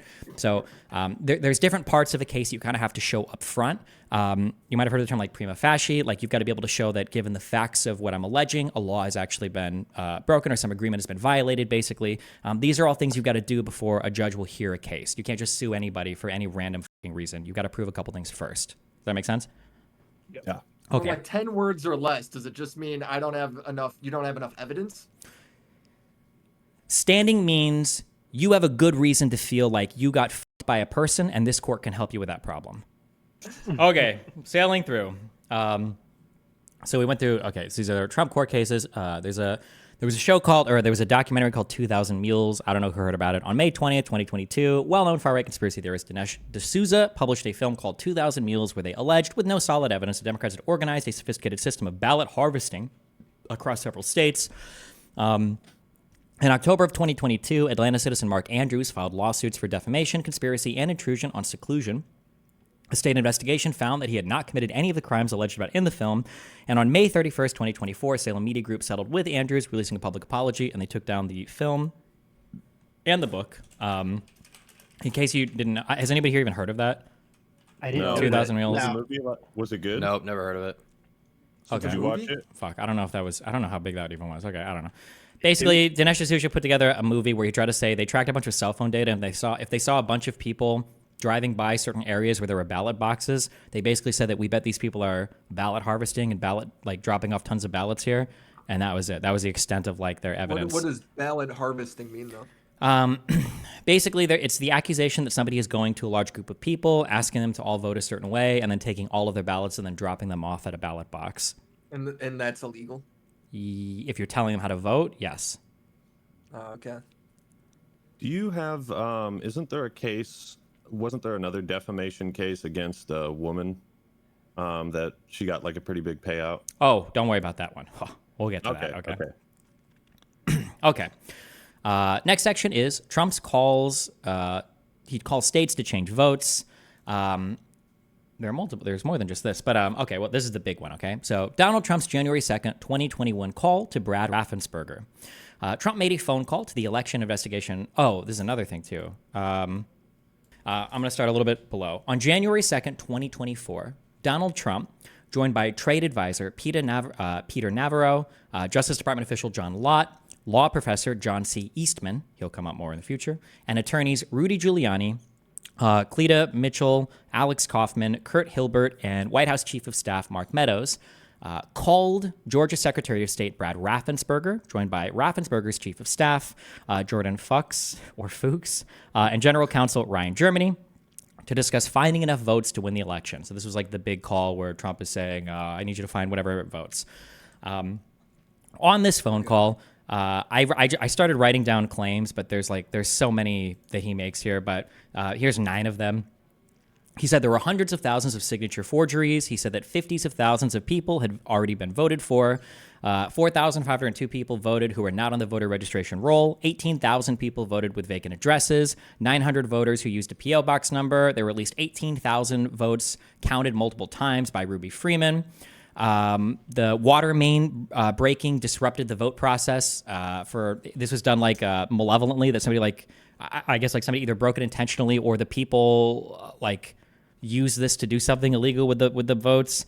He talked about boxes of faked votes that were brought in to be counted. This is like a black case or suitcase. This is like that Twitter video that was viral, right? Correct. And he says this all in this hour-long call?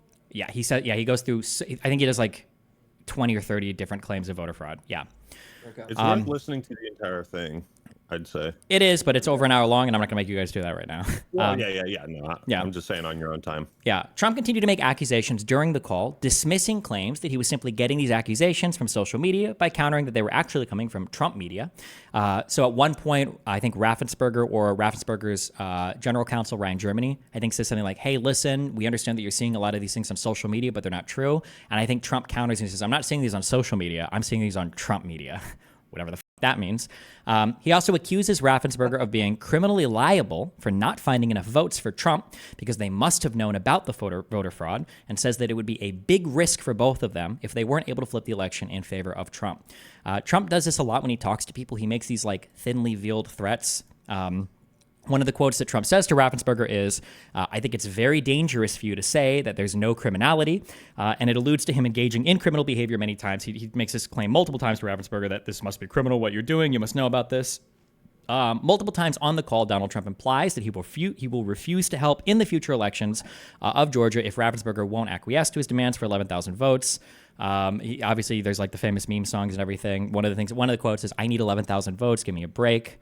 And that's to win Georgia? So he goes through all these voter fraud things, and he's saying, if you can just find this voter fraud here, this would be enough for me to win the election. I just need this. This is enough to win the election. Trump's campaign launched lawsuits against the state to contest the results, but they ended up voluntarily dismissing the lawsuit a day before it went to court. Trump also made a phone call to an election investigator, Francis Watson, on December 23rd, 2020, repeating a lot of the false claims that he'd got, that he'd repeat earlier or later on to Raffensperger. This call happened before, but I'm trying to think if we should listen to part of this. I feel like at least a short excerpt would be useful. They're not the most important part, maybe. Yeah, it's pretty At critical. least I need to find 11,000 votes. If that's in there, that would be nice to hear. Mm-hmm. Yeah. That actually comes out of his mouth. That one quote is really important, I think. Did It's they like get saying that? I need to find 11,000 votes is really important. Well, I think it's also important that the call occurred, 4 days before January 6th? Correct. So this was January 2nd, yeah.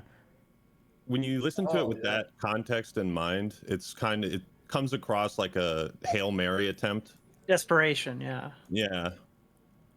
Here's fuck. I don't know how I want to treat this part.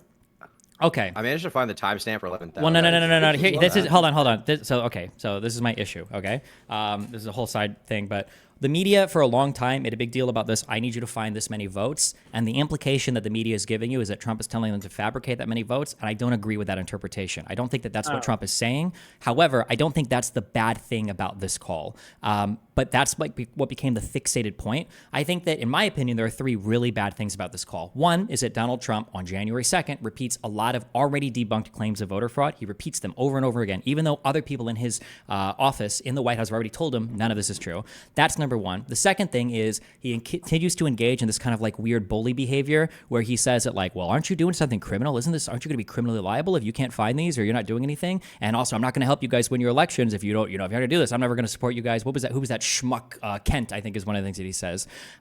That's the second thing that I think is really bad. And the third thing is that the entire call is insanely inappropriate, that a candidate would make a call to a state governor, secretary of state, and like try to call these people and say, I need you guys to do something more about election fraud. I'm sorry, Raffensperger was the secretary of state, not the governor. Governor was Kent. And say that, Kemp, and say, I need you guys to do better on this because he's not happy with the results of their election.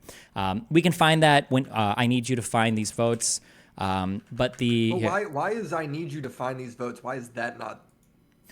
Because what he said sound like he's asking to fabricate them. It does, but when it sounds like he's asking for like I need you to find that many voter fraud instances. Correct. What he's basically saying is that like here's like 15 different ways that voter fraud happened. I just need you to figure out one of these guys so that I can win the election. It kind of goes to his state of mind that he's not really genuinely interested in figuring out the voter fraud. He just wants to win the election. But if you want, we can kind of listen to.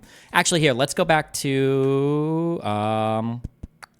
I think he was also saying in that call, like when he was talking to Raffensperger, that he was like, yeah, and we talked to other states like Pennsylvania, and you know they're coming out with all sorts of election fraud stuff, and you guys should do that too because you know all these other states are gonna.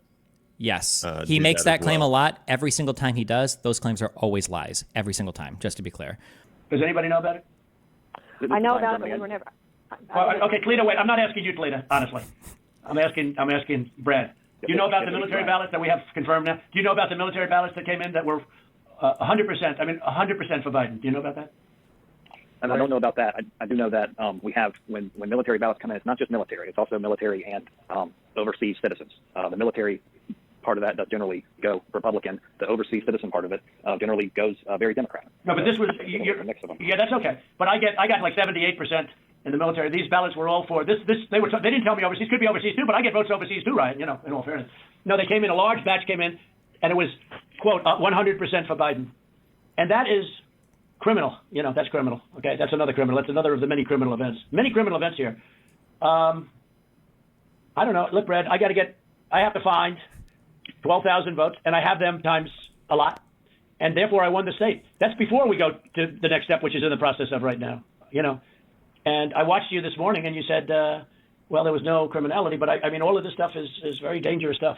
When you talk about no criminality, I think it's very dangerous for you to say that. I just don't know why you don't want to have the votes counted as they are. Like even you, when you went and did that check, and I was surprised because, you know, I didn't get the check, and we found a few thousand votes that were against me. I was actually surprised because the way that check was done, all you're doing is recertifying existing votes. And, you know, you were given votes and you just counted them up, and you still found 3,000 that were bad. That was sort of surprising. That came down to 3 or 5. I don't know. There's still a lot of votes, but you have to go back to check from past years with respect to signatures. And if you check with Fulton County, you'll have hundreds of thousands because they dumped ballots into Fulton County and the other county next to it. So what are we going to do here, folks? I only need 11,000 votes, fellas. I need 11,000 votes. Give me a break. You know, we have that in spades already, or we can keep it going. But that's not fair to the voters of Georgia because they're going to see what happened, and they're going to see what happened. I mean, I'll take on anybody you want with regard to Ruby Freeman and her lovely daughter. A very lovely young lady, I'm sure. But Ruby Freeman, I will take Freeman. I will take on anybody you want. And the minimum, there were 18,000 ballots, but they used them 3 times. So that's, you know, a lot of votes. And that one event, and they were all to Biden, by the way. That's the other thing we didn't say.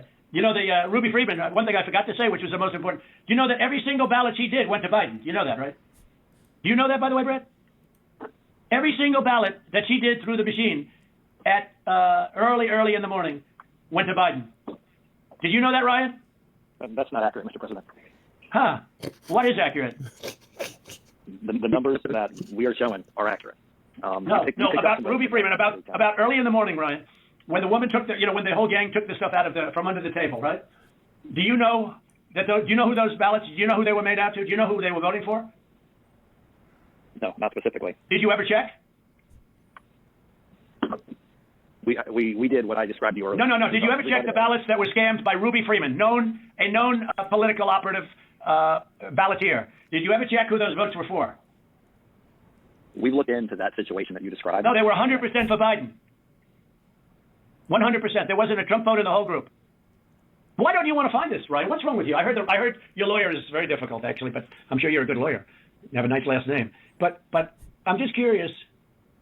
Why do you keep fighting this thing? Okay, we can pause here. Basing this off of Twitter videos? Yes. That's interesting. Yeah, so the issue is that, like, okay, so this is important. One, is because we're talking about Ruby Freeman. She'll come up later. Two is because you can see that, like, Trump might go on camera and say a bunch of, like, retarded things about voter fraud, and then the impression might be behind the scenes he's speaking, like, with a lot more detail and precision, but he's not. He's repeating the same memes and stuff you see on Twitter to, like, these guys behind the scenes. And he's also making claims that, like, if you think for, like, 2 seconds, the claim is impossible, right? Like, let's say that Ruby Freeman did scan 18,000 votes. How would you even know they were all for Democrats? How would the federal government know, but the state government didn't? Unless you think that all of them are also complicit in it. But then where's the proof of it? Like, there's just nothing. All of this are just, like, on memes that Trump has basically seen. And, like, again, Raffensperger, Georgia, like, these are all Republicans. Kemp is a Republican governor. They all are, have an incentive to play ball here if they really wanted to. Like, it helps them. Like, there's just Trump is never bringing up any solid evidence ever for any of these claims. But to be fair, if I could just comment on that, when I'm listening to that, it sounds like he genuinely believes there's shenanigans going. Like you even articulated earlier that he was anticipating manipulation, shenanigans to occur. So for him to say it's dangerous for you to ignore the shenanigans, why aren't you listening to what I'm saying? That sounds like a man who not saying he's right, but to go to intent, he genuinely believes this stuff is happening. It feels to me like when he says it's dangerous, that comes off more to me as a threat that it's dangerous for the Secretary of State to ignore these things because there might be criminal activity involved. And I think that the only issue I have is that every single thing that he brings up is so tenuous and there's like no backing evidence for I can speak to that. We can listen to just like 1 minute of this. I linked you another timestamp. Go here. If again, I would believe you if.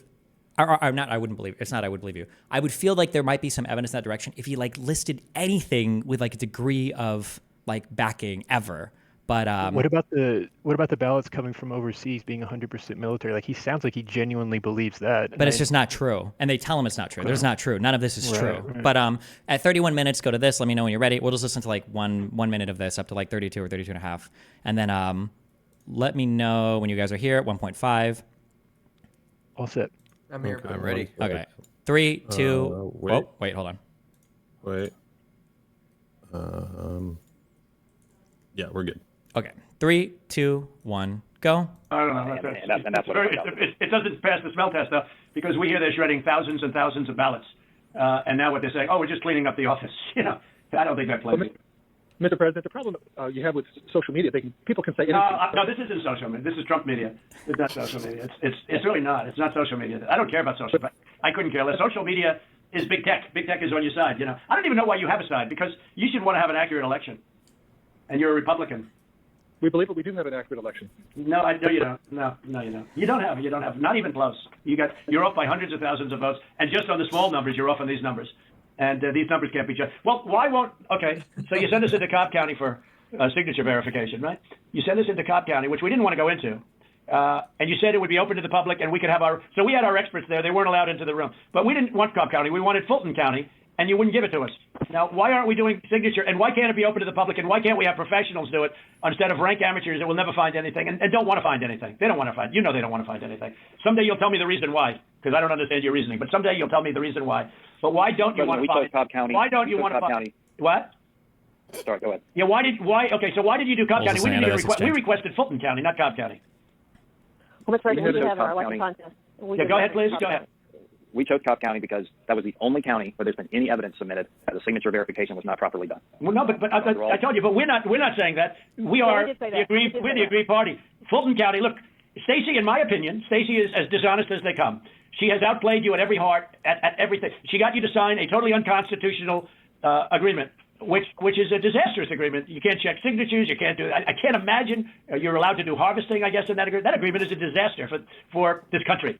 But she got you somehow to sign that thing, and she's outsmarted you at every step. And I hate to imagine what's going to happen on Monday or Tuesday, but it's very scary to people, where the ballots flow in out of nowhere. It's very scary to people. That consent decree is a disaster. It's a disaster. A very good lawyer who examined it said they've never seen anything like it. And okay, pause here, I guess. Yeah.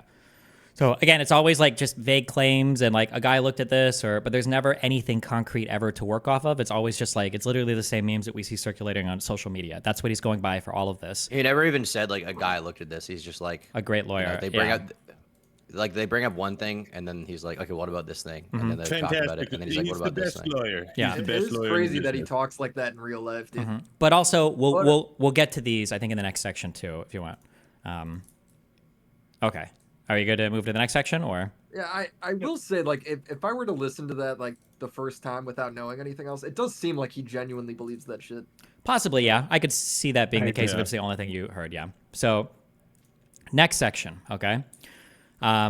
Here's a quick thing. A lot of these are ripped straight from the January 6th committee report.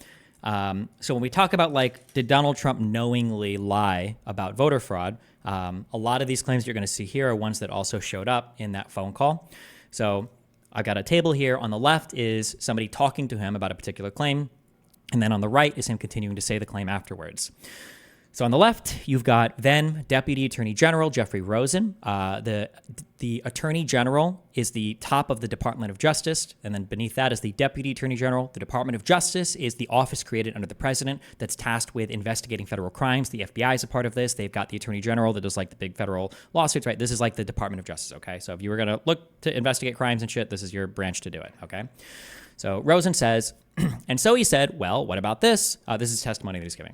And so he said, well, what about this? I saw it on the videotape, somebody delivering a suitcase of ballots, and we said it wasn't a suitcase, it was a bin. That's what they use when they're counting ballots. It's benign. There's a whole video to back this up. And then Donald Trump, 1 week later, repeats at a campaign rally, there's even security camera footage from Georgia that shows officials telling poll watchers to leave the room before pulling suitcases of ballots out from under the tables and continuing to count for hours. The next thing is from Acting Deputy Attorney General Richard Donahue. Quote, I told the president myself that several times in several conversations that these allegations about ballots being smuggled in suitcases, or in a suitcase and run through the machine several times, it was not true. That we looked into it, we looked at the video, we interviewed the witnesses, it was not true. I believe it was in the phone call on December 27th. It was also in a meeting in the Oval Office on December 31st. Remember that phone call with Raffensperger happened on January 2nd. And then this is Donald Trump also saying on January 2nd, she stuffed the machine, she stuffed the ballot. Each ballot went 3 times. They were showing, here is ballot number 1, here it is a second time, third time, next ballot. From Brad Raffensperger. It was in that the phone call we just listened to. We didn't listen to this quote, but it's in that call. You're talking about the State Farm video, and I think it's extremely unfortunate that Rudy Giuliani or his people, they sliced and diced that video and they took it out of context. We did an audit of that, and we proved conclusively that they were not scanned 3 times. Yes, Mr. President, we'll send you the link from WSB. Trump, I don't care about a link. I don't need it. And then 1 day later, Trump says, quote, based. I spoke to Secretary of State Brad Raffensperger yesterday about Fulton County and voter fraud in Georgia. He was unwilling, unable to answer questions such as the ballots under the table scam, ballot destruction, out-of-state voters, dead voters, and more. He has no clue. So Trump said that at a rally, but it was before the phone call leaked, right? So that was Trump's summary of the phone call that he had with Raffensperger. This was with Attorney General Barr on December 1st. Barr's testimony. Then Trump raised the big vote dump, as he called it, in Detroit. And he said, people saw boxes coming into the counting station at all hours of the morning and so forth. I said, Mr. President, there are 630 precincts in Detroit, and unlike elsewhere in the state, they centralized the counting process. So they're not counted in each precinct, they're moved to counting stations, and so the normal process would involve boxes coming in at all different hours. And I said, did anyone point out to you, did all the people complaining about it point out to you, you actually did better in Detroit than you did last time? I mean, there's no indication of fraud in Detroit. And then 1 day later, Donald Trump says, I'll tell you what's wrong, voter fraud. Here's an example. This is Michigan. At 6:31 in the morning, a vote dump of 149,772 votes came in unexpectedly. We were winning by a lot. That batch was received in horror. In Detroit, everybody saw the tremendous conflict. There were more votes than there were voters. On the 27th of December, the president then continued, there are more votes than voters, but I was aware of that allegation, and I said, that was just a matter of them comparing the 2020 votes cast to 2016 registration numbers. That's not a valid complaint. 10 days later, Trump would say, more votes than they had voters, and many other states also. On January 3rd, Richard Donahue said, we would say to him, we checked that out and there's nothing to it. And we would cite to certain allegations. And so, like such as Pennsylvania, right? No, there were not 250,000 more votes reported than were actually cast. That's not true. So we would say things like that. Donald Trump, 3 days after being informed of that on January 6th, this is during his big speech at the Ellipse, in Pennsylvania, you had 205,000 more votes than you had voters. And the number is actually much greater than that. That was as of a week ago. And this is a mathematical impossibility, unless you want to say it's a total fraud. On the phone call with Raffensperger, it's 4,502 who vote. Oh, Trump said it's 4,502 who voted, but they weren't on the voter registration roll, which they had to be. You had 18,325 vacant address voters. The address was vacant, and they're not allowed to be counted. That's 18,325. Raffensperger says, well, Mr. President, the challenge that you have is that the data you have is wrong. President Trump 2 days later said 4,502 illegal ballots were cast by individuals who do not appear on the state's voter rolls. Well, that's sort of strange. 18,325 illegal ballots were cast by individuals who registered to vote using an address listed as vacant, according to the Postal Service. Real quick, I'm sorry, actually, I think, just because I think it's funny. What's going to happen? Hold on, I'm going to find, that does come up in that conversation.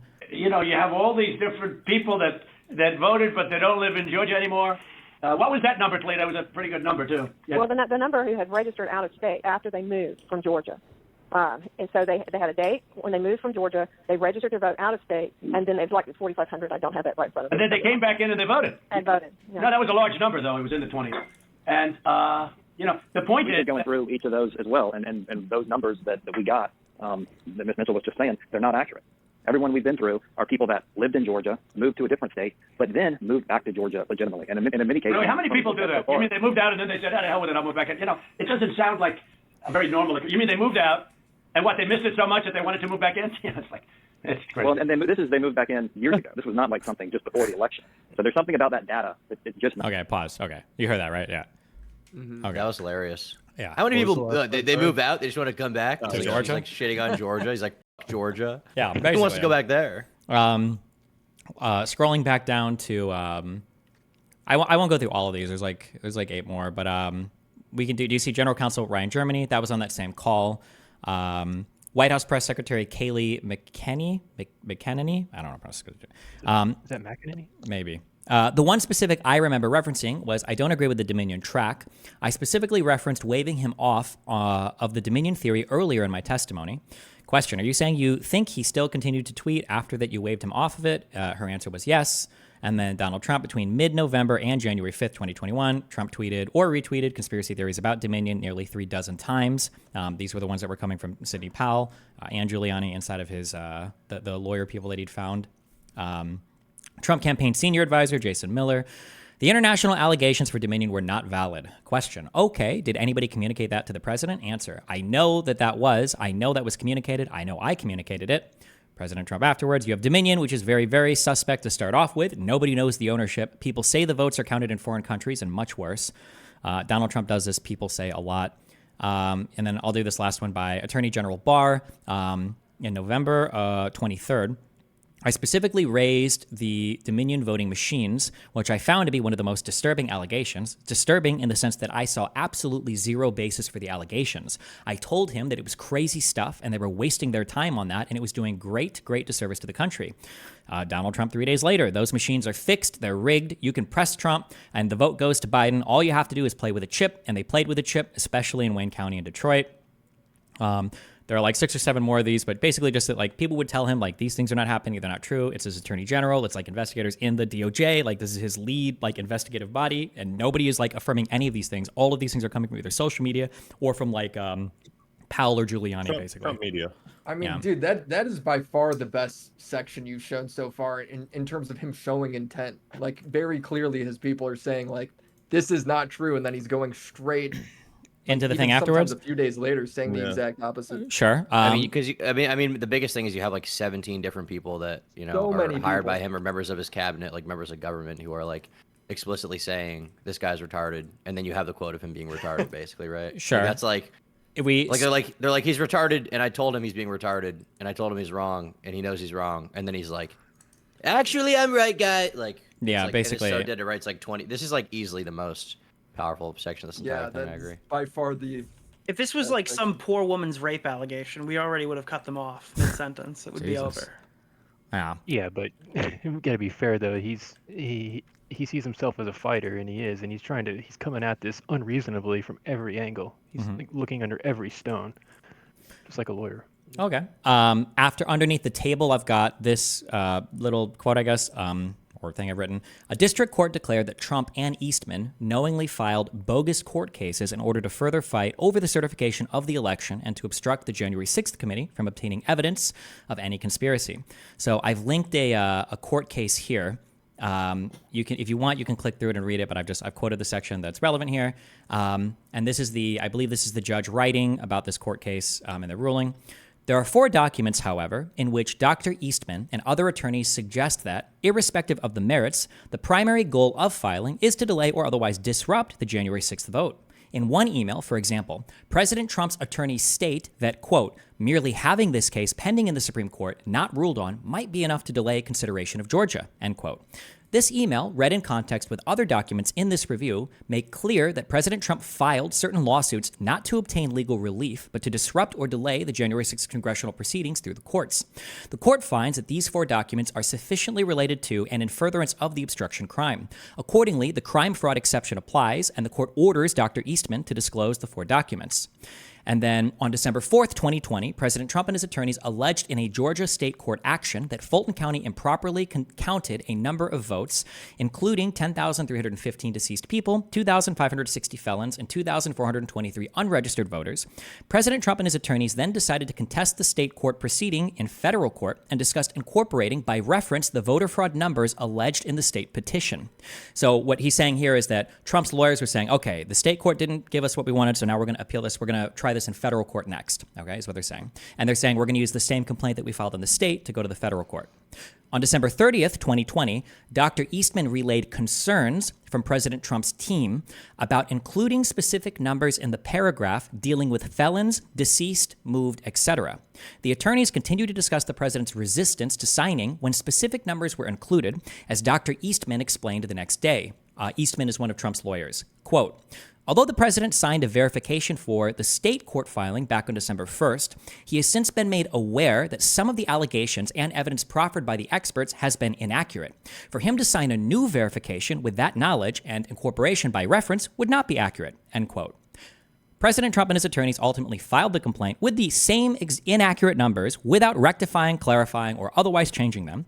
President Trump, moreover, signed a verification swearing under oath that the incorporated inaccurate numbers, quote, are true and correct, end quote, or, quote, believed to be true and correct, end quote, to the best of his knowledge and belief. The emails show that President Trump knew that the specific numbers of voter fraud were wrong, but continued to tout those numbers both in court and to the public. The court finds that these emails are sufficiently related to and in furtherance of a conspiracy to defraud the United States. Does that make sense, what I just read? Yeah, I do have a question. Go. So right at the beginning, it reads, there are 4 documents, however, in which Dr. Eastman and the other attorneys suggest that, and they have a line here that says, irrespective of the merits. Is that implying there might be merit to the case?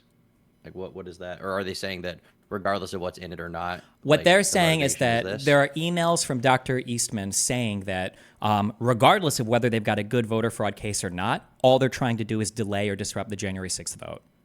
It's saying that's showing there are 4 documents in which Eastman and the other attorneys suggest that regardless of whether they've got a good case or not, the primary goal of their filing is to delay or otherwise disrupt the January 6th it's not vote. actually to find anything, Tom. They're just trying yeah, to no, I understand that. I'm just this line, irrespective of the merits. I mean, merits usually implies like there's some kind of I don't know, like some validity, right? Sure. It would be like, you know how when we were hanging out and you beat the shit out of me 15 times one of the nights because I was Cuban, you found out that I had some Hispanic in me and you were like, you want to beat the shit out of you, right? Imagine if you and I have like a big debate coming up because you're a professional debater now. And then like the day before the debate, I say like, listen, Tom, that dude beat me up just because I was Cuban, by the way. Even though that statement might be true, there might be merits to it. Obviously, I'm just bringing it up to with our debate the next day, right? So just regardless of the merits, the primary goal of me bringing that up is just to with our debate. And that's what the judge is saying here. Regardless of the merits of if this is true or not, irrespective, he's not saying it is true, but even if it was true, the only reason, the primary goal of filing this is to delay or disrupt the J6 vote, the certification of the presidency, is what he's saying. I feel like in that case, maybe the line with merits could have been in place later in this kind of little blurb. And the reason I say that is just because merit, like imagine I'm like a conservative guy or somebody who disagrees with you is reading this. When I see the word merit, the second I see that, I'm going to be thinking, wait, there's merit, right? There is like some validity to this. Okay. And, like obviously, I'll this add can up to happen that. to any extent, regardless. Yeah, but if you make a video, you got to normify some of this. Sure, yeah, I got it. That's good. That's fine. I will. And also, yes, but, like, if, there, but, like, if that there's in stuff like that particular, is like, the like, second- yeah, confusing. That's good to bring up. Okay, yeah. Well, the second you hear that, keep, the second I hear that, I'm going to be thinking like, oh wait, merit. There's merit, and then I might like stop watching. So I feel like what you have to do is like, because obviously this is like this is from the court documents, and they're just phrasing it after. Like this is at the end, I assume, of like compiling all the evidence, right? Is where this is. Sure. But in like a video format, when you present this, you're gonna have to like be like, we're gonna do an investigation to figure out what happened, and then you're not gonna want to give a conclusion until after. But this will read is like preloading it, and when you have like merit in there, I think once again that kind of like triggers people's like, oh wait, merit, what the fuck? Sure. Okay. But I think you also have to keep the quotes themselves accurate so that you're not like cutting pieces out and putting them all over the place if this is how it's written in the document. But you could just like explain, irrespective of the merit, like just explain what you just told us, that what he's saying is that regardless of if they have a good case on this thing or not, the point is the primary goal is to delay or otherwise disrupt the J6 vote. So yeah. Sure. Okay. On the bottom section, we don't have to go through these, but basically just these are all the people who told Donald Trump that he lost. Some people say they're rhinos or whatever, but like there were a lot of people that were directors of like They're rhinos. Yeah, that's what they end up calling them. Get a but name only. You got like Trump's national field director, his director of national counterterrorism center. William Barr was his attorney general. Jeffrey Rosen was another attorney general, acting attorney, deputy attorney general. Like people from Fox News, his campaign advisors. Mike Pence, his vice president. You got Raffensperger and Kemp, Secretary of State, Governor of Georgia. You've got the like the group of the people that went through that court thing earlier. The 8 different I think it was 4 federal judges, 2 former senators, a lawyer, and somebody who worked in Capitol Hill for 20 years. All these people are Republicans. 11 of the judges who ruled against Trump's cases were Trump federal judiciary appointments. Ivanka and Kushner, have pushed against like a lot of this election stuff. Alex Cannon, Trump's campaign lawyer, said he told advisors there was no election fraud. Kellyanne Conway wrote in her published memoir that she told Trump that he lost. There's tons of people. Is there one credible person that did side with him? Not that I'm aware of. Some people have kind of no.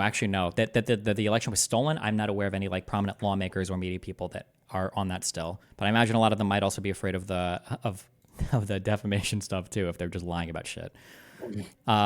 If you want, okay, and then after, I don't know why I said everyone. Okay, underneath like all this, just list of random people. So this is specifically related to that black box of stuff in Georgia. So I'll read this and then we'll just click through and watch these quickly. Rudy Giuliani tweeted a heavily cut up video propagated by OAN that claimed boxes of illegitimately filled ballot boxes were being counted after election officials told counters to go home. Election officials investigated and released additional video and explanations showing that these claims were fabricated.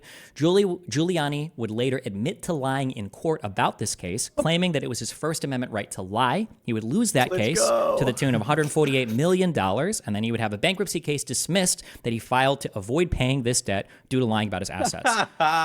Yo, that's crazy. That's how you play. I want to see that. I want to see that Where quote does it about say he lies, dude. That's crazy. Sure. So admitting here's to lying about the First Amendment. Sure. Yeah. Here's this real quick. This is the let me know when you guys have this. We're gonna do the playback speed 1.5, the 136 video.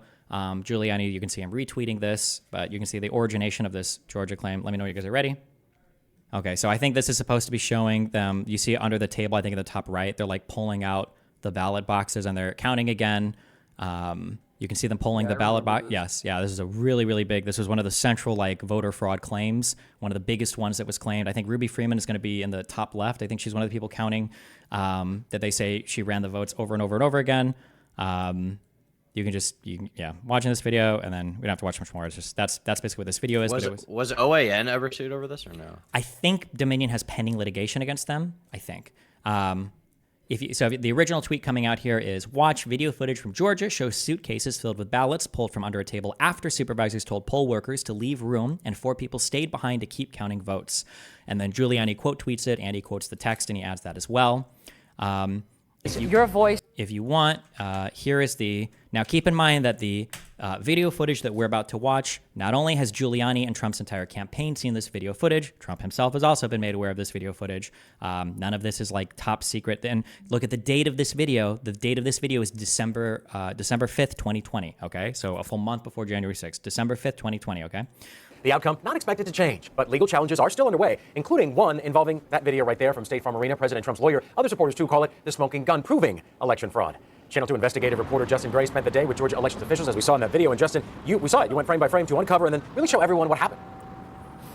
Yeah, George, we spent a lot of time today with the state's lead investigator. We looked at that video for hours, going through it very carefully, looking not just at that short clip that Rudy Giuliani shared, but also the critical hours before it and after it, going through the chain of custody for those ballots in question the entire time. You went through hours. Yes. We went frame by frame with state election investigators. They've already spent hours analyzing this video. Looking at the election night surveillance tape that President Trump's personal attorney, Rudy Giuliani, calls a smoking gun. Quote, suitcases pulled from under a table. We can show exactly when they were placed under there. So these were not mystery ballots that came from a mystery location? No. They were right there in the room? Yes. People watched them placed in those boxes? Yes. This is the short section of the video the Trump team has shared. It's not suitcases being pulled from under that table, but official sealed ballot containers. If we go back in the video to hours before, you can see that table being brought into the room at 8:22 a.m. Nothing underneath, no hidden suitcases. Then we can see at 10 p.m. with the room full of people, including official monitors and the media, as ballots that have been opened but not counted are placed in the boxes, sealed up and stored under the table. The reason? Employees thought they were done for the night. They were planning on going home. Yes. As you can tell by the fact that they're sealing everything up and preparing to leave. Here's where there was confusion. Media and observers left as employees packed up. But this phone call changed that. Fulton's election director called the supervisor here to say, keep working, keep counting. After the Secretary of State's office called him to say you shouldn't stop this early.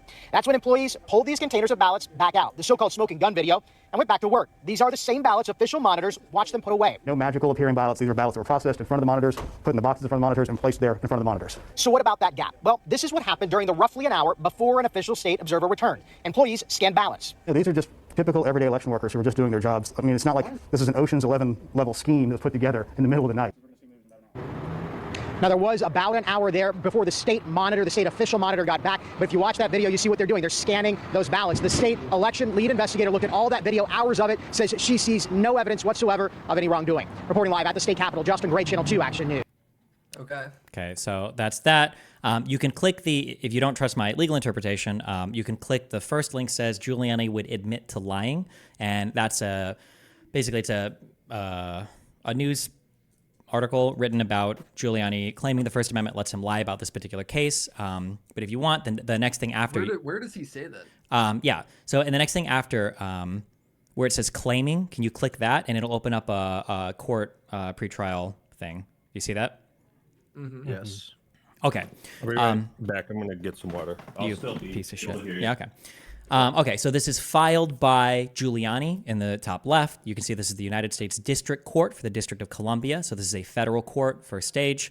You can see that the plaintiff is Ruby Freeman. So she's suing the defendant, Rudolph W. Giuliani.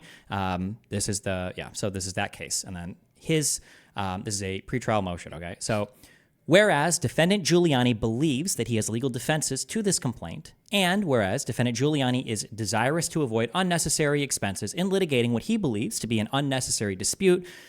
So basically he's saying that, like, I think I can defend myself against this. We don't need to go to court. This is silly.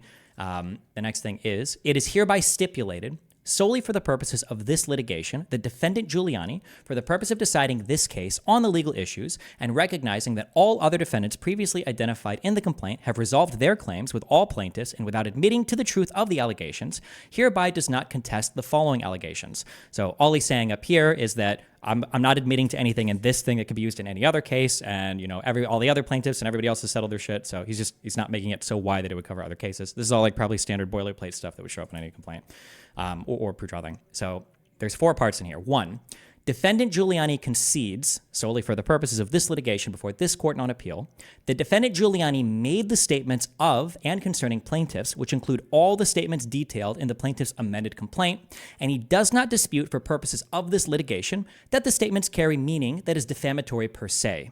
So what he's saying here is that They filed a complaint saying that I committed essentially defamatory per se. Defamatory per se means you've done defamation, and it's of such a character demeaning quality you don't have to prove damages to win a suit for it. But so he's saying that yes, I did say all the defamatory statements that were in that complaint. That's part one.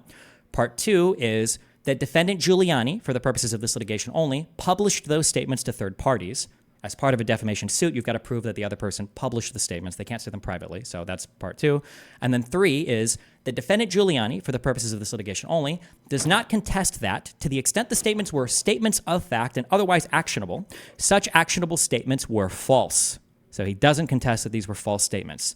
This stipulation does not affect Giuliani's ability to seek set-off, offset, or settlement credit, or his argument that his statements are constitutionally protected statements or opinions, or any applicable statute of limitations, or that Giuliani's statements, in fact, cause plaintiffs any damages, and the amount of any alleged damages which Giuliani's statements may have caused, or any other legal defense not expressly waived by this stipulation. So just because he's admitting this doesn't mean that he still can't defend himself in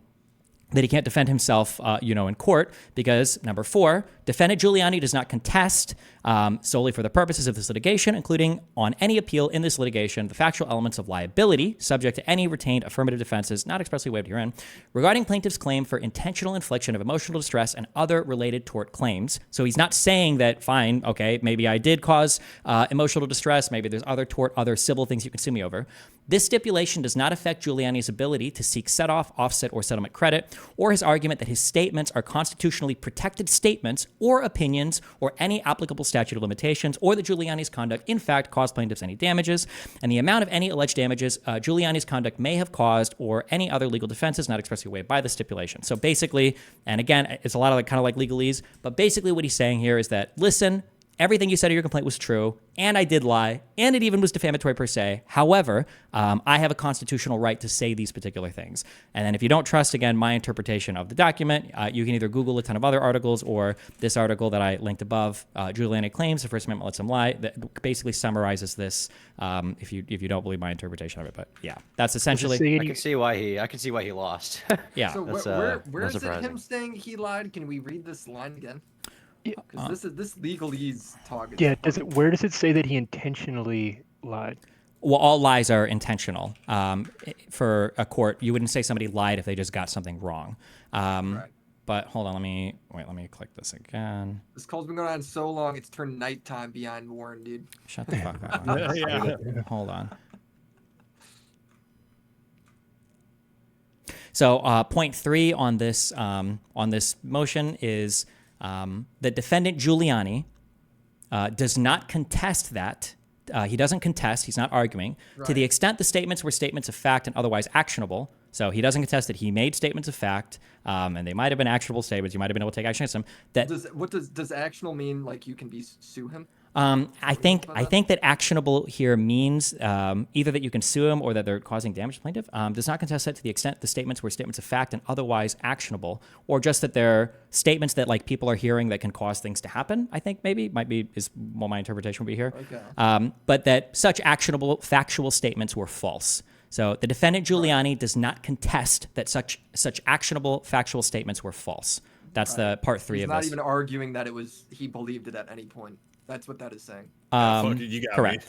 Me. Yeah, that reads plain enough when you cut out all the bullshit. Sure, yeah. Out of curiosity, I looked up the OAN thing. They did settle a lawsuit in 2023 with a former executive of Dominion, and that executive's name is Eric Coomer, Coomer. Nice. I'm not making it up, but that's a real thing. But I'm gonna link the article here just in case. But yeah, it's pretty based. That's what I gotta say. But yeah, they did settle. Gotcha. Okay. So Giuliani would go on to lose this case, and I think he lost it was $148 million settlement to Ruby Freeman, who was probably one of the largest voter fraud. Ruby Freeman and Dominion are probably the two most brought up voter fraud things of that past election. And the Ruby Freeman thing was just a lie invented by Giuliani, as we've seen, and the Dominion thing was just a lie invented by Sidney Powell that was spread by Fox News. And a lot of the Dominion lie has to do with there was some rigged election in Venezuela or some shit. It's there. I can't give you a good. It was just basically claims saying that these machines are rigging the vote somehow. There is no good there's no factual reason to believe any of this. There's no good. Yeah. They're just saying Hugo Chavez because. Venezuela and Yeah, because buzzword, you know. Basically, yeah. Click, clickbait. Okay. Whew. All right. Moving through the next part, okay? All right. As a quick civics thing, in the United States of America, citizens don't technically vote for president. The states vote for president, and the way that the states do it is they assign electors to a presidential candidate. Now, the way that all 50 states have decided to run their elections is they have their citizens all vote in a popular election, and then based upon who the majority of the citizens vote for, they assign their electors to vote for that presidential candidate. Does that make sense? Yeah. It's a little weird, and it's kind of not, we don't usually think of elections that way. We think of every individual voting, but this is how the voting system is constitutionally structured in the United States. I get it. Yeah. Okay.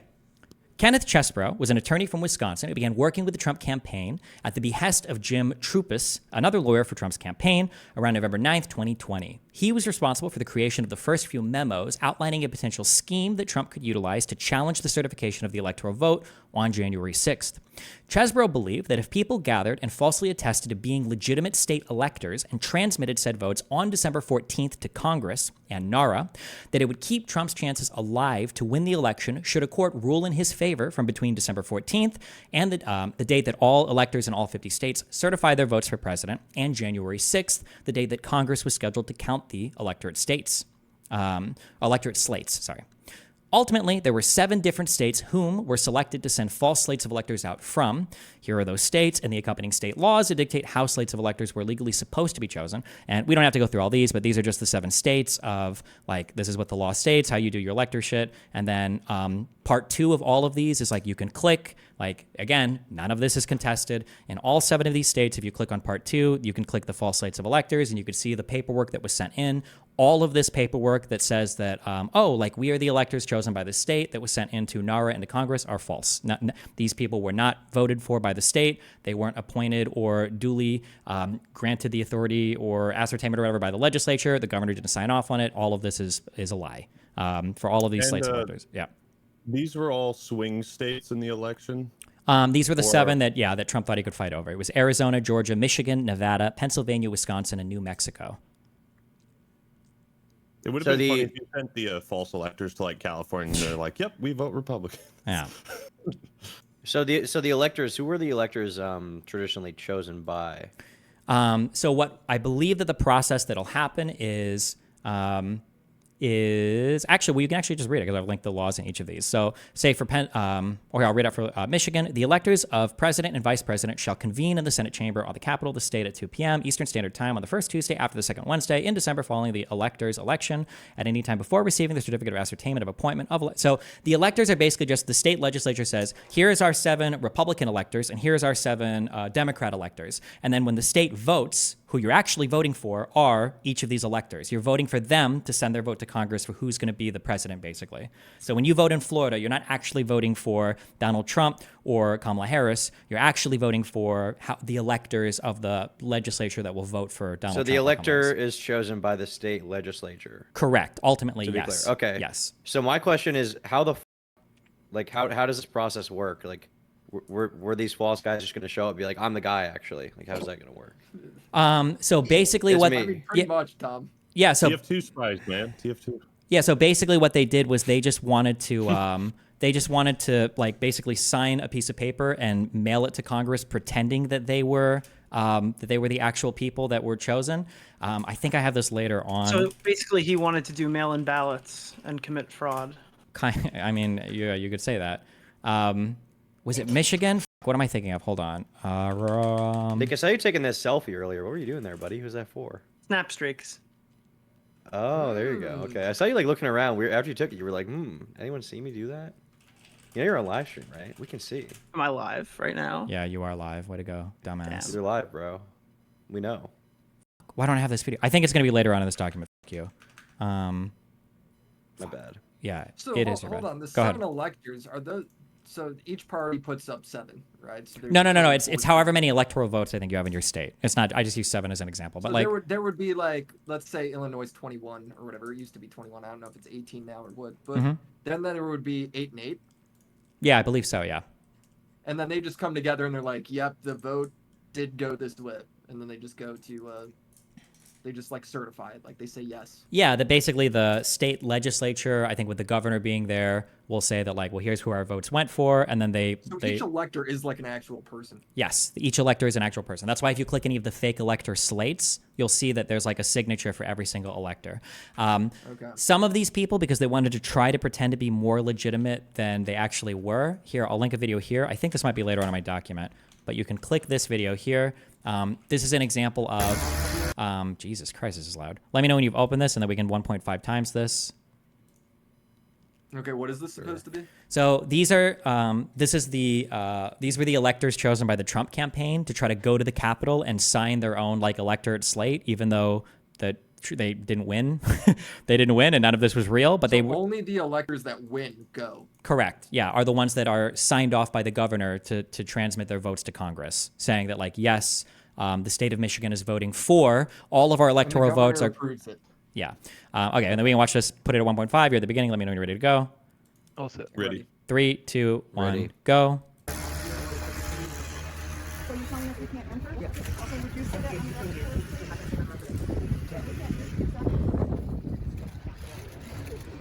What did you say? He said we can't enter. What I said was, for the Capitol Commission, for the governor's office, for the Speaker of the House, for the Speaker of the Senate, the Capitol is closed unless you have an office here to conduct business today, or if you are taking part in the Electoral College process. Anybody else is not permitted to come in. They are here to. The electors are already here, they've been checked in. They're also elected. Capitol City. All 16 electors that we've been advised by the governor's staff that we're going to be here to vote in the Electoral College, we've been checked in, they're already here. But these are the rest of the electors. I understand. If the Capitol is closed, everybody else can come forward. Captain, the electors are also, the GOP electors are also on the governor's certificate of ascertainment. I'm not going to get into a political debate. I'm following orders. Political debate. Okay. It's the official sealed document. The certificate of ascertainment has also the GOP electors. They are here. They're trying to do their constitutional duty. I understand. And their constitutional duty requires Standing his ground, though. Today at 2 p.m. I understand they're not being permitted in. If you have a problem, you can contact the governor's office, the Speaker of the House, the Senate Majority Leader, or I saw the governor's press release this morning that said due to COVID, is that notice being given? Okay, so you can close this now. If you click underneath, if you look where I've got each of the 7 states, so like this is Michigan, for instance. So those people that you just saw, these are the this is the elector slate that they sent in, even though these people weren't the actual electors, even though these people weren't given a certificate of ascertainment by the governor, even though these people didn't represent the state legislature or the vote. You can see they sent this in, pretending basically that they were actually, and there's the USPS, the United States Priority Mail, where they mailed it to Congress, because we'll see why later on, but yeah, you can see that. And you can see that. Did they get convicted of? A number of people have been charged with crimes in these states. I don't know the right now the status of every single one of those court cases, but I believe at this point, I think every state has had at least one person charged. I think there have been some charges carried out. I think there was at least one felony I read, but I can't remember totally. And then my other question is, just curious how much longer you think this will go on? Not that it's like going too long, but about 30, 45 minutes, I gotta head out. Okay, I'll go as fast as I can. If you have to leave in the middle, that's fine. You're good. Okay. Okay, yeah. Well, Okay. yeah, don't just keep going at your pace. I'll just let you know if I gotta head out. Yeah. Okay, I'll read this excerpt from the J6 Select Committee below. On December 14th, using instructions provided by Chesbro, the fake Trump electors gathered and participated in signing ceremonies in all 7 states. In 5 of these states, Arizona, Georgia, Michigan, Nevada, and Wisconsin, the certificates they signed used the language that falsely declared them to be the duly elected and qualified electors from their state. This declaration was false because none of the signatories had been granted that official status by their state government in the form of a certificate of ascertainment.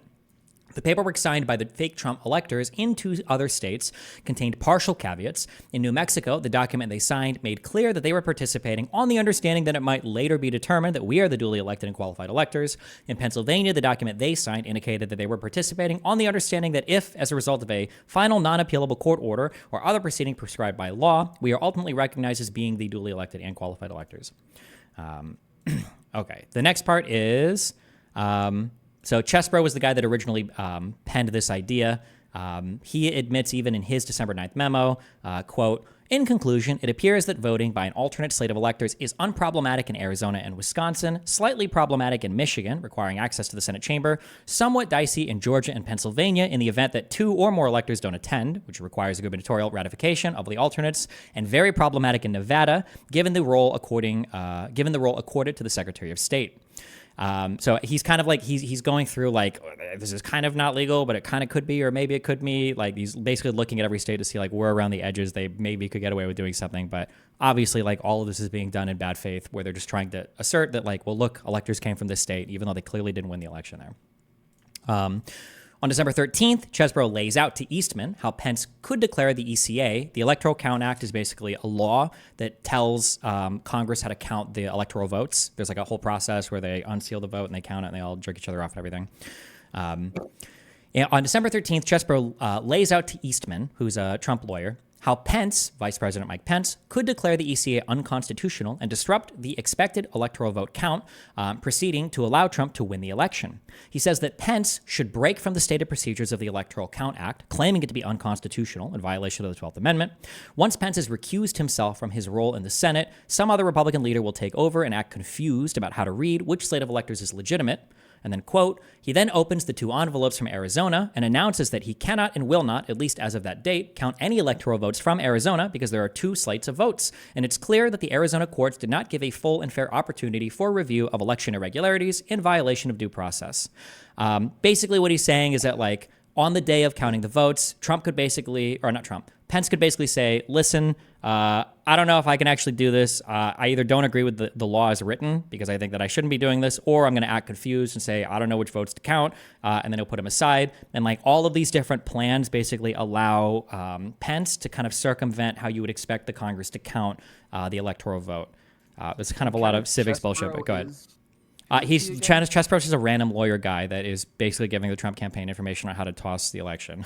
So yeah, he's laying out like what is the legal, what is the way to circumvent procedurally, like how could they do it if they were going to? Yeah. Yeah. Chesbro, they're basically saying Pence should take the fall for this, right? They're saying he should recuse himself of his role, which doesn't mean he leaves, but he's saying like, oh, I can't do my role in the Senate. And then some other guy will just be here and like be confused. So they're trying to involve like a lot of people in this essentially. Correct. What his proposition is. Kind of, yeah. Which is why they kept saying like, if Mike Pence does the right thing, that's kind of why. Yeah, this is the right thing. This is the right thing. This is what they're talking about. Yeah. Destiny, do you think there's any possibility that like Pence, his motivation could have been where he looks at the 2 lists and does everything that you've laid out here with the intention of just buying time to uncover what they genuinely believe is irregularities? Or that is this, could be the case. Malicious? That would be like a crazy charitable. No, actually, I don't think that's possible. You could read it that way, but the issue is just that as of this point, there hasn't been any credible voter fraud brought forth anywhere. There's no reason up to this point. How can you read it that way? What would be the reading? So the reading is always just they just need 1 more week. They just need 2 more weeks. They just need to push things off to find voter fraud somewhere. That's always But the issue is that like they were losing all their court cases. They hadn't presented good evidence of any voter fraud. And keep in mind that like not only are they having trouble finding any voter fraud, they're alleging that there's enough voter fraud across 7 different states to swing the election. But for some reason they haven't presented any good evidence anywhere in the court of public opinion, to any of these media people behind the scenes, to any of Trump's White House officials, to any of the state officials counting, or any of the courts or the trials that they've been like taking part in. They just haven't presented any good evidence anywhere yet. So maybe it's out there, but I think I feel like it's a leap to assume that they were going to find something. But wait, so basically they just wanted Pence to like filibuster. That was his whole role. He was supposed to like try to make it go as slow as possible. So potentially, or to have him just basically choose Trump to be president. There was a way that he could do that as well. Isn't his role in that certification process, wasn't it more like ceremonial? Yeah, it's supposed to be. That's how it's understood. That's why, even though people will say, well, this was legal theory, part of this legal theory was Pence saying, actually, the ECA, the Electoral Count Act, this is actually an illegal law, and it's in violation of the Constitution. It was supposed to be for him to make that judgment, which is like the idea that this would, like Pence's legal team went over this, and they said, this is not legal. There's no way you can do this. And even Chesbro's own thing is basically saying, like, we have to say that this law that was passed by Congress isn't actually legal, that the Supreme Court would shoot it down. And there's no evidence to think that they would do that either. There's no reason to think that. Yeah. Didn't Mike Pence also say later on something along the lines of, like, I couldn't support someone who thinks they're above the Constitution, or he said something to that effect.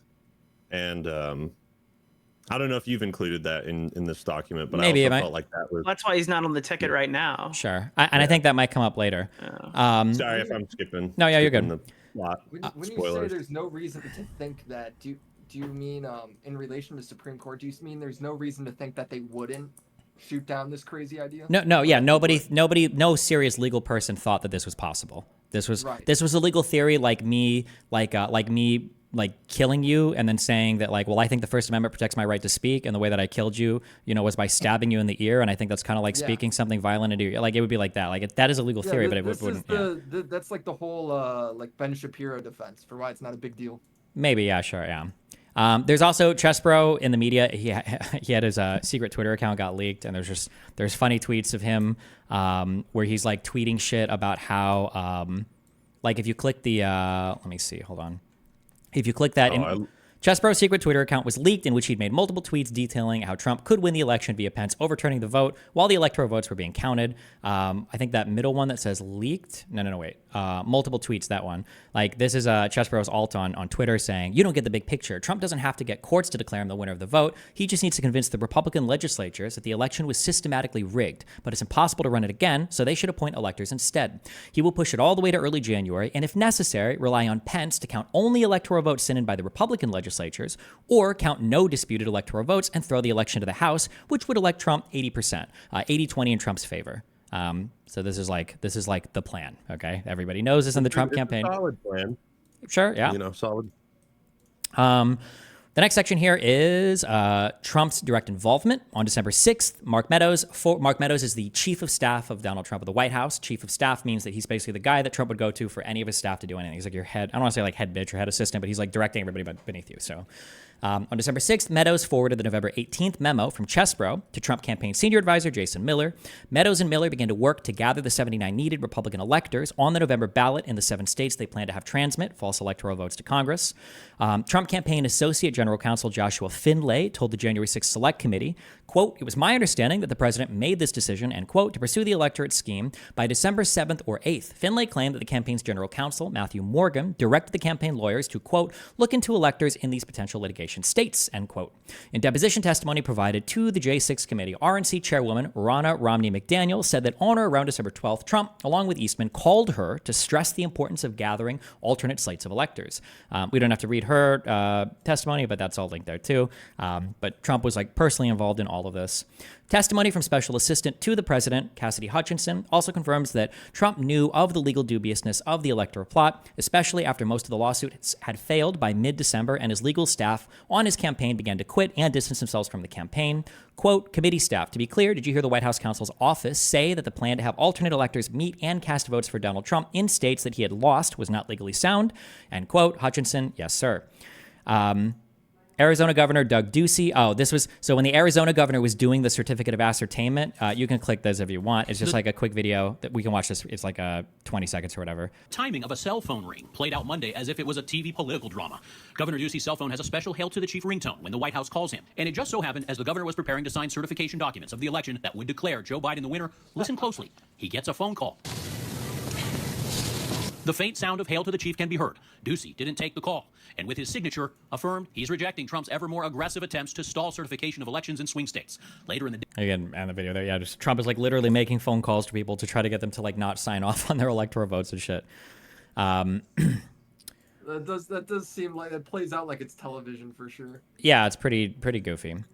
We don't have to do this next session. Many doubted the alternate electors' legitimacy. Like a lot of the electors themselves, What does that mean? Basically, a lot of the electors themselves weren't sure if it was legal or not. I think I've got a video later on where a lot of them felt like they'd been misled by the campaign because the campaign was telling some of them that it's all on the up and up. And they were like, well, we thought that this was fine. We didn't know because like people like Chesbro or, people in Trump's campaign were just lying to us. It's basically them complaining about that. These are the electors. So these are the people that actually signed those false certificates. You've got beneath this, there's a section called the coup memos from Eastman. They're referred to as the coup memos. Obviously, he didn't call them that. But if you click on the one from December 23rd and you click on the one from January 3rd, you can literally read out like none of this is like conspiratorial. They're like, well, maybe they said this. Like all of this is like in emails like sent to each other. So for instance, if you look at the like the first memo, for instance, the one on December 23rd, if you go to page 2, like he has here, like, here's the scenario that we propose. 1, VP Pence presiding over the joint session. begins to open and counts the ballots, starting with Alabama, without conceding that the procedure specified by the Electoral Count Act, the ECA, of going through the states alphabetically is required. When he gets to Arizona, he announces that he has multiple slates of electors, and so he's going to defer the decision on that until further finishing the other states. This would be the first break with the procedures set out in the Act. At the end, he announces that because of the ongoing disputes in the 7 states, there are no electors that can be deemed validly appointed in those states. That means that the total number of electors appointed, the language of the 12th Amendment, is 454. This reading of the 12th Amendment has also been advanced by Harvard law professor Lawrence Tribe here, and then he tries to quote some other wacky law dude who's like, oh, I think that, like, you know, we would know what would happen if there weren't enough electors, basically. There are at this point 232 votes for Trump, 222 votes for Biden. Pence then gavels President Trump as reelected. The fourth part here is howls, of course, from the Democrats, who now claim, contrary to Tribe's prior position, Tribe being the law professor, that 270 is required. So Pence says, fine, pursuant to the 12th Amendment, no candidate has achieved the necessary majority. That sends the matter to the House, where the votes shall be taken by states, the representation from each state having 1 vote. Republicans currently control 26 of the state delegations. The bare majority needed to win that vote. President Trump is reelected there as well. But like, yeah, you could, all of this is like laid there's out. More Republican states. Yeah, exactly. California would then be 1 vote. It's Yeah. They have, this like- fucking written out in email. This is nuts, dude. What the fuck? Like plan B, C, D, E. They have all the plans lined up. I have a question. How exactly did like what was the proposal process or communication process like for the Trump campaign to get these false electorates in each state to do what they wanted? Like, what was that process like? That kind of was in the section I skipped. Many doubted the alternate elector's legitimacy. Well, and it was in the one that I read a little bit before. Basically, what the Trump campaign started to do is they started to make calls in these states to try to find people who would volunteer to be like the electors. So they're looking for, I think, like people that had worked in government or people that worked ostensibly like with the Republican parties in these states to basically show up and sign and say, like, I'm an elector from the Republican state legislature. I attest to voting for Donald Trump or whatever. It was basically just the campaign reaching out to and trying to find a bunch of people. Yeah.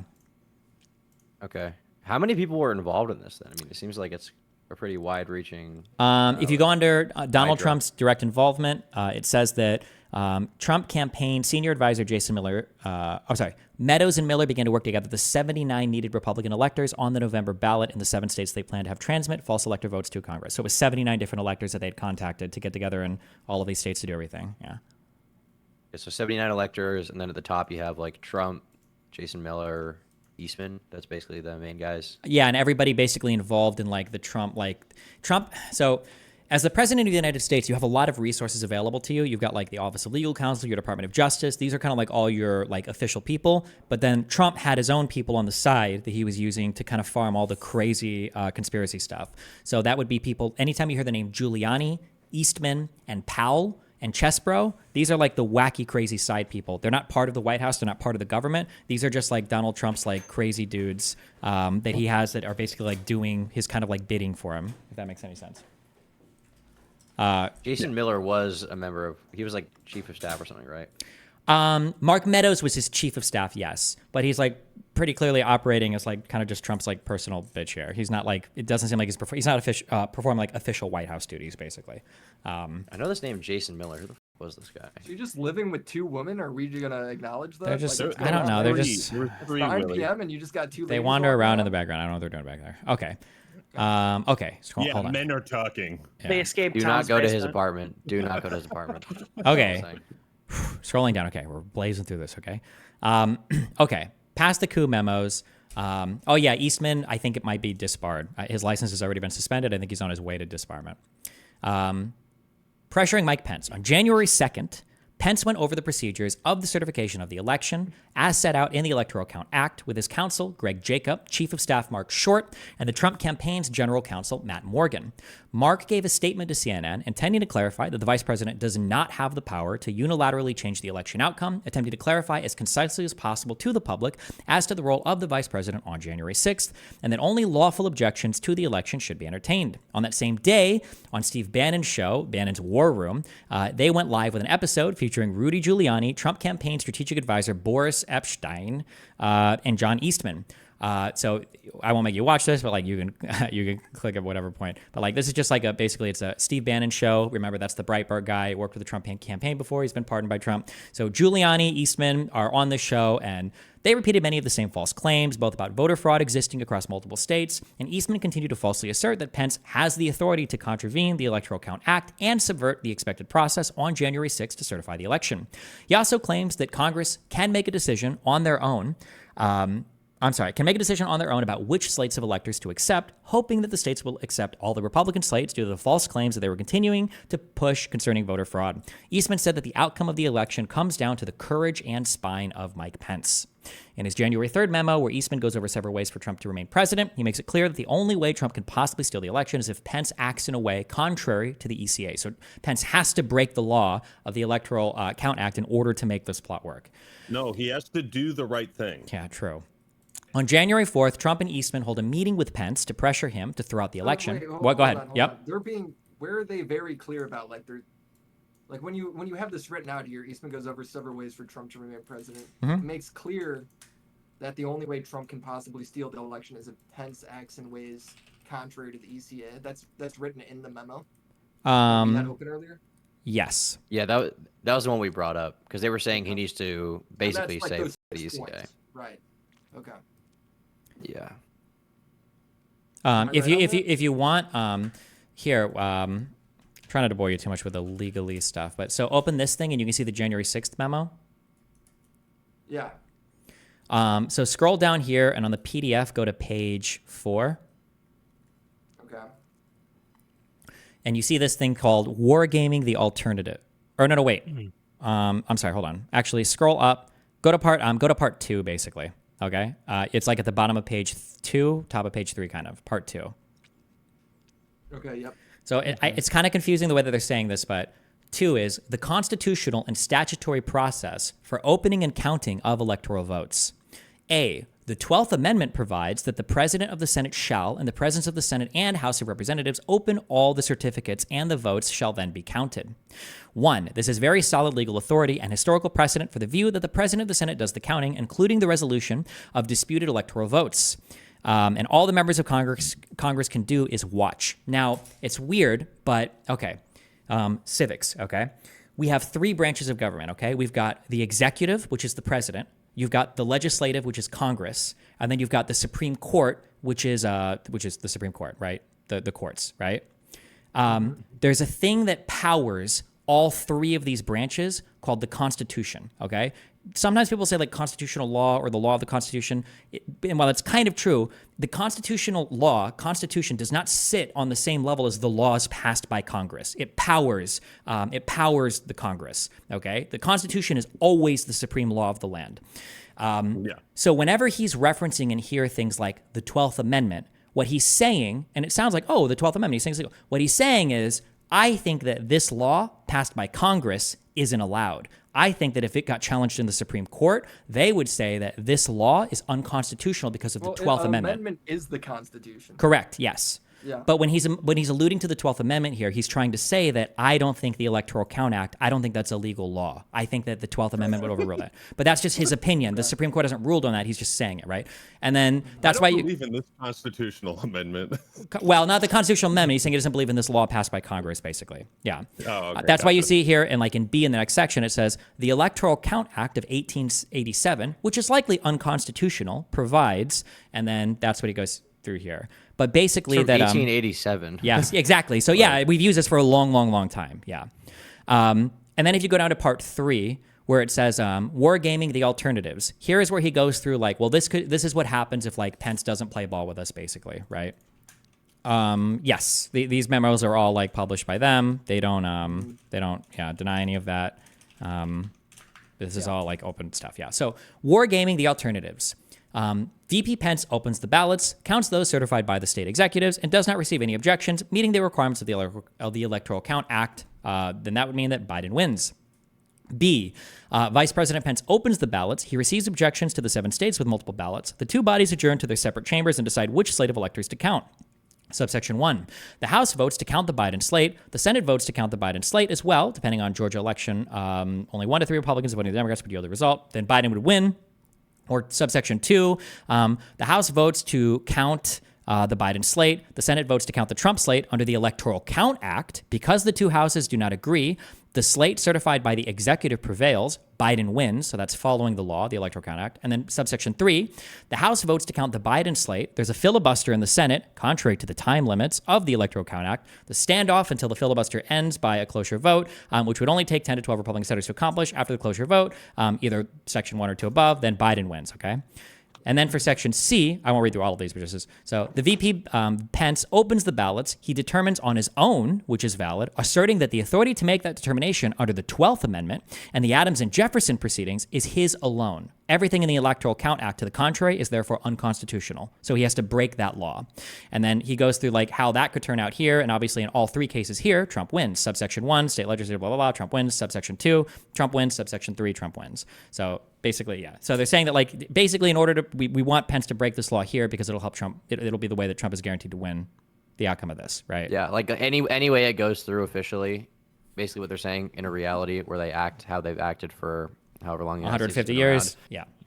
Biden wins. But if Trump, or sorry, not if Trump, if Pence does this one thing, Trump wins, basically. Yes. Yeah, and C is specifically saying like this is illegal. Yeah. Well, anything that references the 12th Amendment is illegal. They're just saying that what they're really saying is that if the Supreme Court were to look at this, the Supreme Court would agree with us and say that that law is illegal, actually. So even though we're breaking that law, we think that law is unconstitutional, and the Supreme Court would agree with us, is what he's saying. Okay. Yeah. Whew. Okay. You said on January 4th, Trump and Eastman hold a meeting with Pence. Yes. To pressure him to throw out the election. I think that's where we were. How do we know that meeting happened? Multiple people give testimony to it. There's just a lot of, the thing is, so one of the things I say on stream all the time is that you can't hide huge conspiracies. The idea that hundreds or thousands of people are involved, it's not feasible. This is that kind of conspiracy. You just can't hide it. Like, remember, every time Pence is talking to somebody, like he's talking to his legal counsel afterwards. Where's that allegation coming from? For which thing? The thing is, like, I agree with what you're saying on like a basic level, and I think you're probably right. I just think that if you're going to present this, you're going to need to have like these 12 people all said this meeting happened. On January 4th, Trump began to ramp up public. Oh no! Where does it say he had a on meeting January with, 4th, Trump and Eastman hold a meeting with Pence to pressure him to throw out the election. Who are the people saying he had a meeting? Okay, I'll add that. I'll add a link to that in there. Testimony. Do you ever discuss what Trump's response to all this was? Trump's response was to go to the Supreme Court and say he needs absolute immunity from criminal actions unless he's been impeached for it first. That's been Trump's response to all of this. We'll get to that. Yeah. Okay. Are you showing us all this stuff, basically trying to find the best way to present your arguments to kind of a more like layman audience like us, like guys who aren't super into politics typically? Is that kind of basically, because there's like, well, you're not retarded, but there's a lot here, and there's like a lot of there's like this could be like 5 times longer, right? The J6 committee report, just on their report on everything that happened, is like 800 pages long. So I've cut out a ton, and I'm trying to be like, and even from this, if I were to make like a 10 or 20 minute video on this or 30-minute video, I have to cut out even a lot of this. So I'm just trying to see what's the most compelling or what's like does it like who cares about this or whatever, right? Yeah, gotcha. Okay. On the night of January 4th, Trump began to ramp up the public pressure against Pence, calling for him to come through for us in a Georgia rally. So there's a breakout here. Donald Trump in a January 4th rally in 2021. Quote, I think a lot of you despise them. As you know, there's nothing the radical Democrats will not do to get power that they so desperately crave, even the outright stealing of elections like they're trying to do with us. We're not going to let it happen over the pass. And I hope Mike Pence comes through for us. I have to tell you, I hope that our great vice president comes through for us. He's a great guy. Of course, if he doesn't come through, I won't like him quite as much. No, Mike is a great guy. He's a wonderful man and a smart man and a man that I like a lot, but he's going to have a lot to say about it. One thing with him, you're going to get straight shots. He's going to call it straight. And you can click that link if you want later. You can watch it. It's just Trump speaking at a rally. On January 5th, another meeting was between Eastman and Greg Jacob and Mark Short. Jacob recorded Eastman's request that the vice president needed to unilaterally reject the electors. Trump made multiple tweets that morning, one claiming that 2 senators would join in his plot in the Senate to stop the steal, another claiming that the vice president has the power to reject fraudulently chosen electors, applying more pressure to Pence. At Trump's request, him and Pence had another meeting that same day. Although the J6 committee was unable to inquire about the exact details of the meeting, Mark Short seems to suggest that it was concerning Trump requesting Pence once again toss the votes during the certification. That night, in response to a New York Times article leaking the earlier conversation, Donald Trump put out a statement containing multiple lies, the principal one being that him and Pence were in total agreement about what Pence could do on January 6th. I think this is a tweet that includes a statement by Donald Trump. Mike Pence has an interview that he gave on Fox News kind of talking about all this stuff going on. He says, I had no right to overturn the election. And despite the fact that President Trump is continuing to insist that over the last 2.5 years, I want people to know that I stood strong on the Constitution that day by God's grace, and I always will. All they asked you to do was to just take a pause that day. I say that's completely false, and it's contrary to American history, to our Constitution, to the laws of this country. I never considered it, Martha. Look, the first time when I heard the speculation that I, as the vice president, had the authority to overturn the election by returning or rejecting votes, I frankly dismissed it out of hand. Look, the founder, blah, blah, blah, blah, blah. But there are those in our party who believe that, as the presiding officer over the joint session of Congress, that I possess unilateral authority to reject Electoral College votes. And I heard this week that President Trump said I had the right to overturn the election. But President Trump is wrong. I had no right to overturn the election. The presidency belongs to the American people and the American people alone. And frankly, there is no idea more un-American than the notion that any one person could choose the American president. I was clear to Trump. This is all a clip of him on Fox News saying. Yeah, you can click the Fox News link and you can just hear him. He's just saying all of this. It's an open interview. Yeah. Okay. But let's be clear on the point. It wasn't just that they asked for a pause. The president specifically asked me, and his gaggle of crackpot lawyers asked me to literally reject votes, which would have resulted in the issue being turned over to the House of Representatives, and literally chaos would have ensued. So, Martha, people can read the indictment, and frankly, I said before, I had hoped that it did not come to this point. I don't know if the government can meet the standard, the burden of proof, beyond reasonable doubt for criminal charges, but the American people deserve to know that President Trump and his advisors didn't just ask me to pause, they asked me to reject votes, return votes, essentially to overturn the election, to keep faith with the oath that I made to the American people and the Almighty God. I rejected that out of hand, and I did my duty that day. That's Pence in an interview in 2023, August 2nd. Yeah, okay. That same night... The electric fence. Yeah, I think this is on January 5th. That same night, Steve Bannon went live with another episode of The War Room, applying even greater pressure to Pence while claiming, quote, all hell is going to break loose tomorrow. Just understand this, all hell is going to break loose tomorrow. It's going to be quick. It's the fog of war, end quote. Bannon also discussed putting Senator Grassley's number on the screen and suggested they encourage users at thedonald.win to contact the senator. Pence ultimately carried out his constitutional duty as vice president and certified the vote for Biden on January 6th. Okay, here, listen. We don't have to do J6. I'll just do these last two sections and I'll catch up. We'll see where we're at, okay? All right. The next section is pressuring the Attorney General for false election claims. So under Barr's final days, President Trump began making claims of voter fraud on the same night of the election before all the ballots had even been counted. On November 9th, 2 days after Biden was declared the winner, Barr authorized widespread investigations by the DOJ and the FBI into allegations of voter fraud. On November 23rd, Trump had a meeting with Barr trying to figure out why the DOJ didn't have any strong cases yet for voter fraud, with Barr explaining that all of the accusations that had been made were without merit. On November 29th, Trump falsely claimed on Fox News that the FBI and DOJ were missing in action and that he would stay out of it despite him interfering at multiple levels of federal and state government in investigations into voter fraud. On December 1st, Barr invited an AP reporter for an interview about the ongoing DOJ and FBI investigations, stating that they'd found absolutely nothing credible up to that point. Trump fought with Barr over the following 2 weeks, desperately attempting to get him to substantiate any kind of voter fraud, repeating the same false claims to Barr that he had been over the last month. Nothing was ever substantiated, with Barr eventually turning in his resignation on December 14th. You can read the just two excerpts from Barr's deposition. And in that context, I made clear I did not agree with the idea of saying the election was stolen and putting out this stuff, which I told the president was bullshit. And, I didn't want to be a part of it. And that's one of the reasons that went into me deciding to leave when I did. I observed, I think it was on December 1st, that, I believe you can't live in a world where the incumbent administration stays in power based on its view, unsupported by specific evidence, that there was fraud in the election. Good, that guy. This next section here is, Clark is introduced to Donald Trump. On December 15th, Trump had a meeting with his new acting attorney general, Jeffrey Rosen, and his new deputy attorney general, Richard Donahue, and then a bunch of other, a couple lawyer people, Pat Cipollone, Chief of Staff Mark Meadows, other people. This meeting was largely focused on a report on the Dominion machine fraud by the Allied Security Operations Group, which Barr had the DOJ investigate and found no evidence supporting. I won't go into all of this, but there's this group called ASOG. This report is a joke for 50 billion different reasons. If I have to get into that in the future, I can. But Barr and the DOJ had already looked into this, and all of it was bullshit. On December 22nd, Representative Scott Perry introduced Donald Trump to Jeffrey Clark, the acting head of the Civil Division and head of the Environmental and Natural Resources Division at the Department of Justice.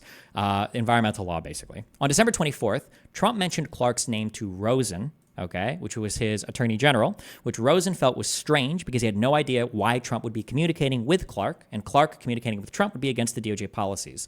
So you've got like the president, you've got his attorney general, and the president shouldn't really be going into the Department of Justice and like talking to people in the DOJ. It's an egregious breach of norms, and it's a violation of department policies for obvious reasons. You don't want the president like going in and talking to underlings, like telling them what to do. It would undermine the Department of Justice, right? Who even is this random guy? But I've never even heard of this role before. Pick who's in the Department of Justice? The the president of the United States, with the authority granted to the Constitution, is allowed to choose his officers, who are the head members of the offices that he has. The Department of Justice is one such office. He can pick the head, but then that guy, those people, depending on how Congress says, they fill out the department. So he doesn't pick every single person. He just picks the officer, and sometimes inferior officers if it's delicate, but generally they do all that. What did you say, Tom? Just who is this random fucker? I've never even heard of this role. Yeah, Why that's is he talking to this. Sure, that's guy? what. Good question. That's what Clark and Donahue are wondering. Like, I don't know why the you're talking to this random dude. It's because Rick Perry, basically a guy in Congress, introduced him to Trump because Clark seemed like a cool guy that would play ball. We'll get to that. This is coming up here. On the 27th, President Trump had another phone call with Rosen and Donahue, in which he continued to make false claim after false claim, with Donahue debunking each and every claim. The Georgia claims about Ruby, the Pennsylvania claims of the 205,000 supposed additional votes, the ASOG report, et cetera, et cetera. Eventually, during this phone call, Rosen said to Trump that he needed to understand, quote, understand that the DOJ can't and won't snap its fingers and change the outcome of the election. It doesn't work that way. Trump responded to Rosen saying, quote, I don't expect you to do that. Just say the election was corrupt and leave the rest to me and the Republican congressman, end quote. No. Yeah. No. So Donahue explained in his deposition that this was an exact quote from the president. So this is a deposition that Donahue's given, like under oath, like this was an exact quote from the president. He attests to this. Trump brought up that people had told him that Jeffrey Clark is great and that he should put him in, laying the groundwork for the events to come. So again, Trump is bringing up Clark to Donahue and Rosen. On December 28th, okay, so we're about a week and a half out from January 6th. On December 28th, Clark had Ken Kolowski, who was a senior counsel under Clark in the DOJ Civil Division, draft a letter to the Georgia governor and legislature alleging that the DOJ had, quote, identified significant concerns that may have impacted the outcome of the election in multiple states, including the state of Georgia, end quote. Everything in the letter, however, was a lie. The DOJ had zero reason to suspect any voter fraud at this point in time, and every investigation thus far had been a dead end. Clark emailed Rosen and Donahue asking for a promotion so his title would look more authoritative on the letter, as well as requesting both of them to sign a letter.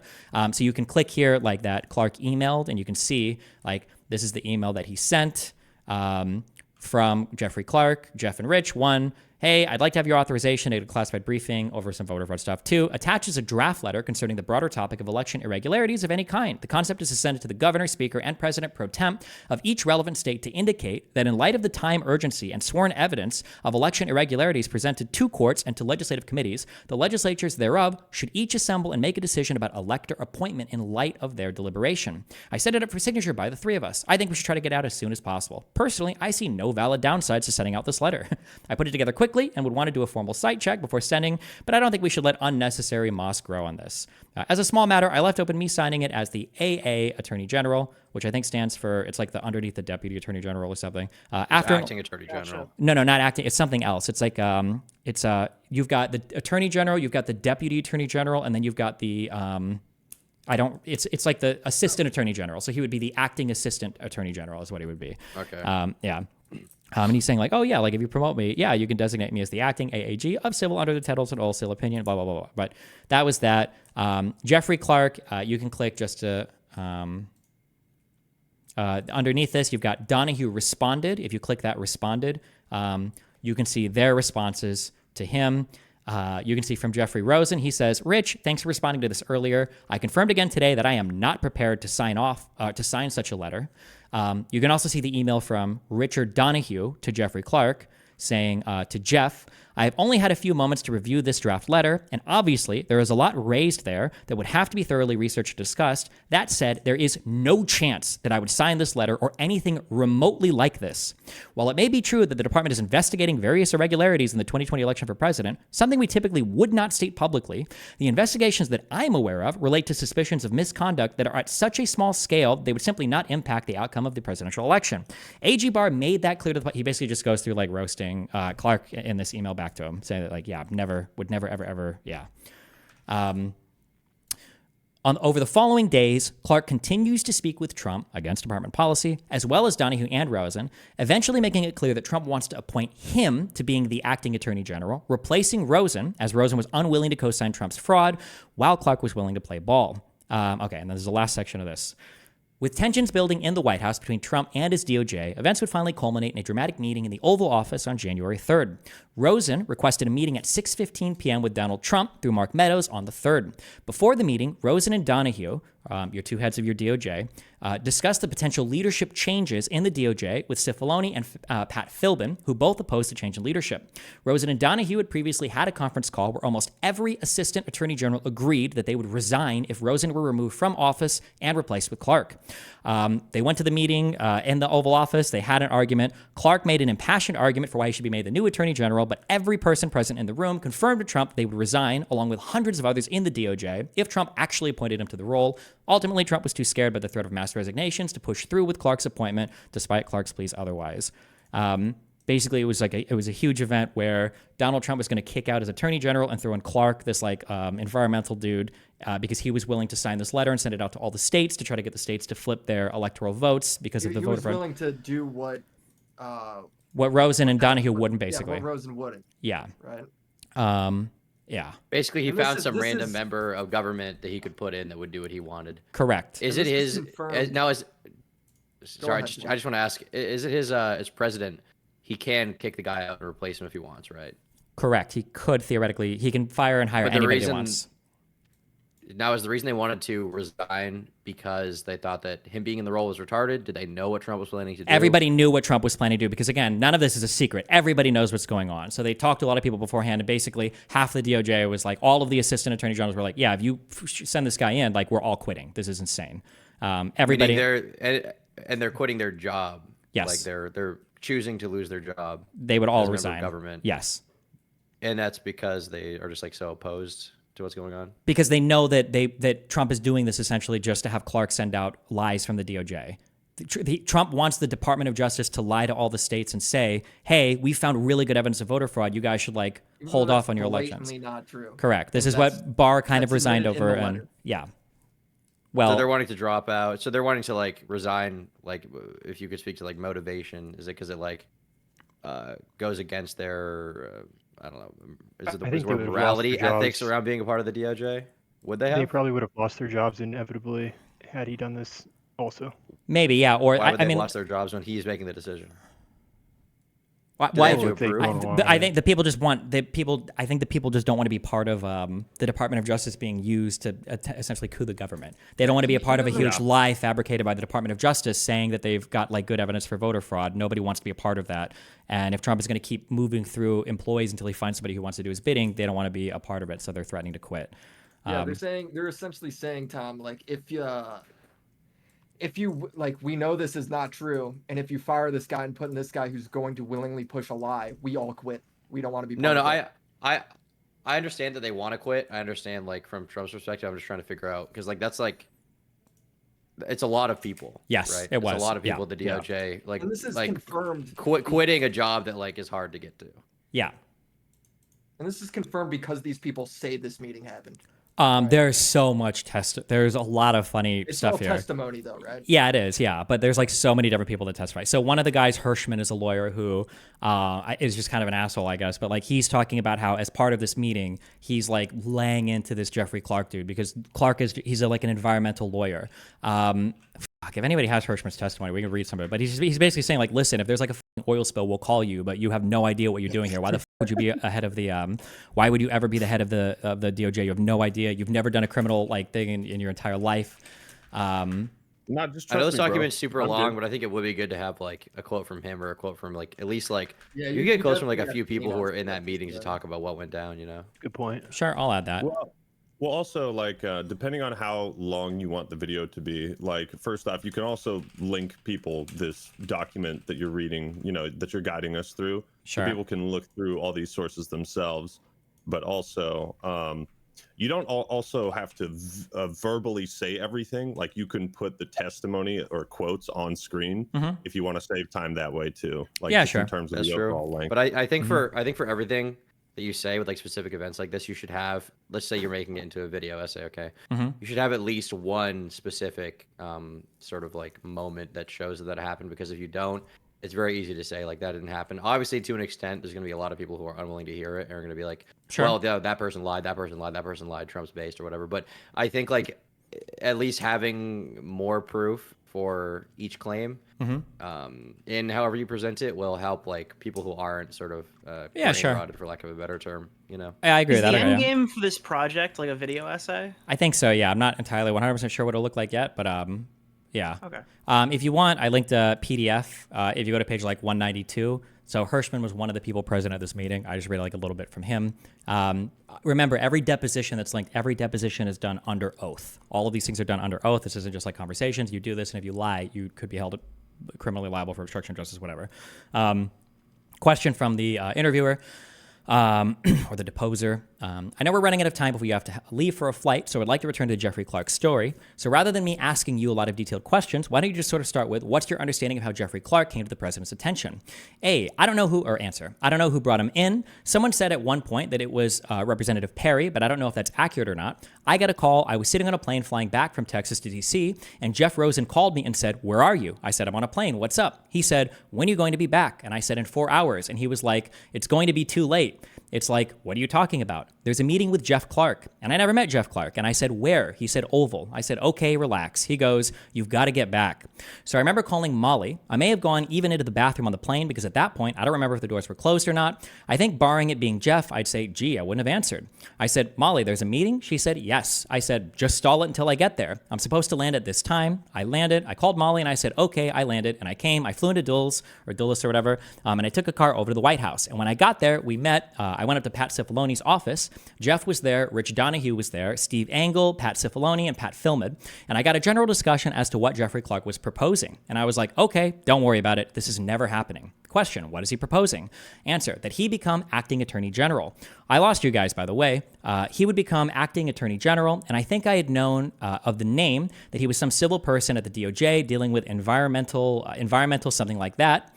And we went down to the Oval. I think Philbin was sitting on the far, facing the president.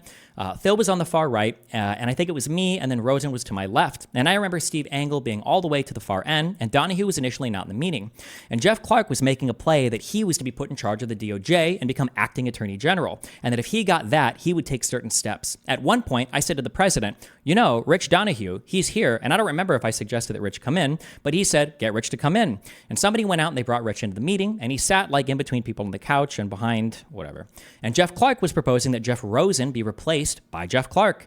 And I thought the proposal was asinine, so I teased a little bit by Jeff or Rich afterward, or so I got teased a little bit by Jeff or Rich afterwards, that I know they testified before the Senate committee and said Eric was, you know, extremely aggressive, and he's trying to be polite about it. This is Eric Hirschman. That's him doing the testimony. He's saying that Rich and Jeff were saying that he was being aggressive. Yeah, it was. I did not think that Jeff Clark remotely was qualified to become attorney general. And I thought this was like his lifelong dream to have this opportunity. And he was making a pitch. And every time he would get clobbered over the head, he would say like, you know, call to order. You know, you're the president. It's your decision. You get the chance to make this decision. And you've heard everybody and you can make the determination. And then we jump back in and, you know, really clobber him. And at one point, I remember saying, let me walk through. Jeff, what do you want to do? And I cross-examined him in front of the president as to what his strategy was. And when he finished discussing what he planned on doing, I said, good fucking asshole, congratulations. You just admitted your first step or act you would take as Attorney General would be committing a felony and violating Rule 68. You're clearly the right candidate for this job. And then, and he was, and it was clear, I mean, everybody was on his case. The guy had never been before a grand jury, let alone having any idea how a criminal case would be prosecuted. And you know, the people at the DOJ people said that they would quit if he got the role. It went on for a while, and Jeff would keep coming back and trying to get the president considerate. And the president at the end, you know, kept on saying, listening to Jeff. And then the second Jeff would call, I forget what term he was using, like, you know, a call to order or something, you know, to get a vote. Was it call the question? Call the question. Sorry, I couldn't remember the term. And it was just like, what are you talking about? Where are you? And later on, you know, I made fun of Bill, Cifaloni, and Steve Engel. I said to them, what's up with Kirkland and Ellis? I get you three guys, you know, Jeff Rosen and Bill Barr. And then I get, you know, this lunatic. And you know, others that all had gone through Kirkland and Ellis, I said, you're either a brilliant lawyer or you're in the nut job category. But I thought Jeff's proposal, Clark's proposal, was nuts. I mean, here's a guy that at a certain point, you know, listen, the best I can tell is the only thing you know about environmental and elections challenges is that they both start with E. And based on your answers tonight, I'm not even certain you know that. But it was, I mean, he was completely berated at that point, and I can't even tell you where he got in his head that he should be the acting attorney general. But I mean, the president listened, and it was like, I'm not doing this. There's like a whole, there's so much testimony to people that were in this meeting that like this was just like that is killer important. That's like he fucking like that's the shit right there, man. Sure. Like question on 196, what was he proposing that he would do if he became acting attorney general? It was seizing machining, confiscating voting machines. And he didn't explain how he was going to do that. I said, you're not going to get a search warrant, right? Why don't you tell me how to get a search warrant, Jeff? It'd be nice education for me. I said, I've gotten a few in my professional career. Why don't you walk me through how that process works? And I was like, let me guess, you don't have any fucking idea, do you? And I said, so you'd obviously go to a grand jury, right? You'd obviously have to issue a grand jury subpoena to get a hold of this equipment, right? And I'd go, yeah, okay. And you're going to take it and you're going to hold a press conference and make it all public, right? Yeah. And then you're going to make these articulations, right? I said, well, did anyone ever explain to you Rule 68, right? And then it deteriorated down to, you know, literally congratulations. You'd be the first AG candidate in history that admits the first act as AG would be to commit a felony. And then Donahue laced into him. He couldn't even find a grand jury. He didn't even know where it was. And Steve Engel he was on an island trying to pitch this idea. But yeah, this is, I guess I'd include, screenshots or whatever. This is like it's like a TV show level, like. Yeah, this is all really super wacky, but it was like so crazy at this point. Yeah, this guy like did this shit, right? Like this was what? like an insurrection. Sure, yeah. I mean, but this is like bad. they're trying to find, Trump is always trying to find people to like sign off on his shit. This is one of the frustrating parts when people are like, well, he had lawyers supporting him. It's like, not really. He just had whoever he could find to support him were the people that would support him. It's so interesting when you like get into the minutia of like different checks and balances of government and how like along the way every single one would be like no, and then he'd be like, okay, well, what about this way? He'd like try to find some guy to put him in, and they were all like, no, we'll resign. And then he's like, okay, well, now I've got this thing with Pence. Like he's got like all these different angles that he's hitting, any possibility other than like and once again like it's like the SpongeBob movie where the rally at the Capitol, that's Plan Z. Basically, by the time he got there, and A through Y, and then he finally got to Plan Z. Yeah. But it's also like, if he did believe the election was stolen, let's say he did believe that genuinely, like all this stuff isn't even like within the bounds of that. Like yes. Okay, so this is one of the big. The election was stolen. He really knows how to steal an election. Yeah. We're so far past it being like he's the expert. He thinks this and he's misunderstanding X, Y, Z. Then he's senile. Like I mean, what's the alternative here? I don't know. Yeah. Because like all of the accusations he's made, at least that we've seen so far, about voter fraud or election integrity, none of them have been verified in such a way that they would reasonably like do what he wanted, like either delay the election or The best you have is just usually like one or two people that will fill out an affidavit saying like I saw like a whole like machine like destroy 1 million ballots or whatever. It's just people filling out some affidavits. There's no strong evidence for any of these cases. Yeah, I think this does a great job of just like being so blatantly malicious. I mean, the thing is, like, to be on Trump's side of this one, you have to believe that somehow every single member of government is lying in unison, and everyone around, not even members of government, everybody's lying in unison, in lockstep. Well, assuming that all of his supporters know all of this exact information, then yeah. But I imagine most people probably don't know all the nitty gritty stuff. Sure. No, it's not just government. It's no. What I'm saying is that to believe that there is some conspiracy to keep Trump out of power, and that like the election was stolen from him. You have to believe that every single member of government ever like lied. Like, Yeah. All the actively phone calls, and, like, everything. acted against like And not just the literally federal everything. government, but the state government, and I guess the people in media and Dominion and the Fox News people that admitted that in His court. own and- attorney general. Yeah. Yeah, they just paid out all that money to Ruby Friedman and Dominion for no reason. Yeah. Well, the court is rigged, right? The justice system's rigged, as we know from this, as we can tell clearly. So Potentially, yeah. Obviously. This last thing before the before Go on, Warren. yeah, I want to hear what. Yeah, wait. Let me just do this last chunk. Warren, hold that thought, and then this is we won't do January 6th, but this is just like if you scroll down on the next part, the January 6th rally, motivation and purpose of the protest. A lot of people will make this claim that like, well, nobody knew what they were going to protest for, or nobody knew exactly what was happening. Like, you know, people just showed up to have a protest. I just listed, and there are more if you want, but like these are a lot of tweets from Donald Trump leading up to the election. Like it was very obvious what they wanted. It wasn't just supposed to be a protest. Like you can see that he does a lot of the voter fraud claims. He says that this is going to be a huge protest. It's going to be historic. On December 20th, he tweets out the greatest election fraud in the history of our country. He tweets like bullying people, you know, like, oh, this senator is going to challenge the Electoral College. And he says like, other people won't, and he's disappointed in them. Like on the 21st, he says that he's disappointed that Brian Higdon, Wisconsin State Supreme Court Justice, he expresses his anger at him in a ruling against him, despite the fact that Trump endorsed him in his election. He always does this. He's like, I helped this guy win his election. He won't even fucking rule in favor of me or whatever. You can, I won't go through all these. You can click through like all of these tweets are like tweets that are like Donald Trump has made. A lot of them are either still up or they're like on a Wayback Machine. Like all of this is like super open. They start to get pretty egregious if you go down to December 31st. He tweets out 2 different OAN videos. If you want real quick, just you can click like this first video. Trump and his legal team continue to reveal and investigate the irregularities of the 2020 election. President Trump has several avenues to secure his second term. Primarily, the state legislatures have the constitutional authority and responsibility to select the correct electors for their respective states. 7 states had both sets of electors vote on December 14th.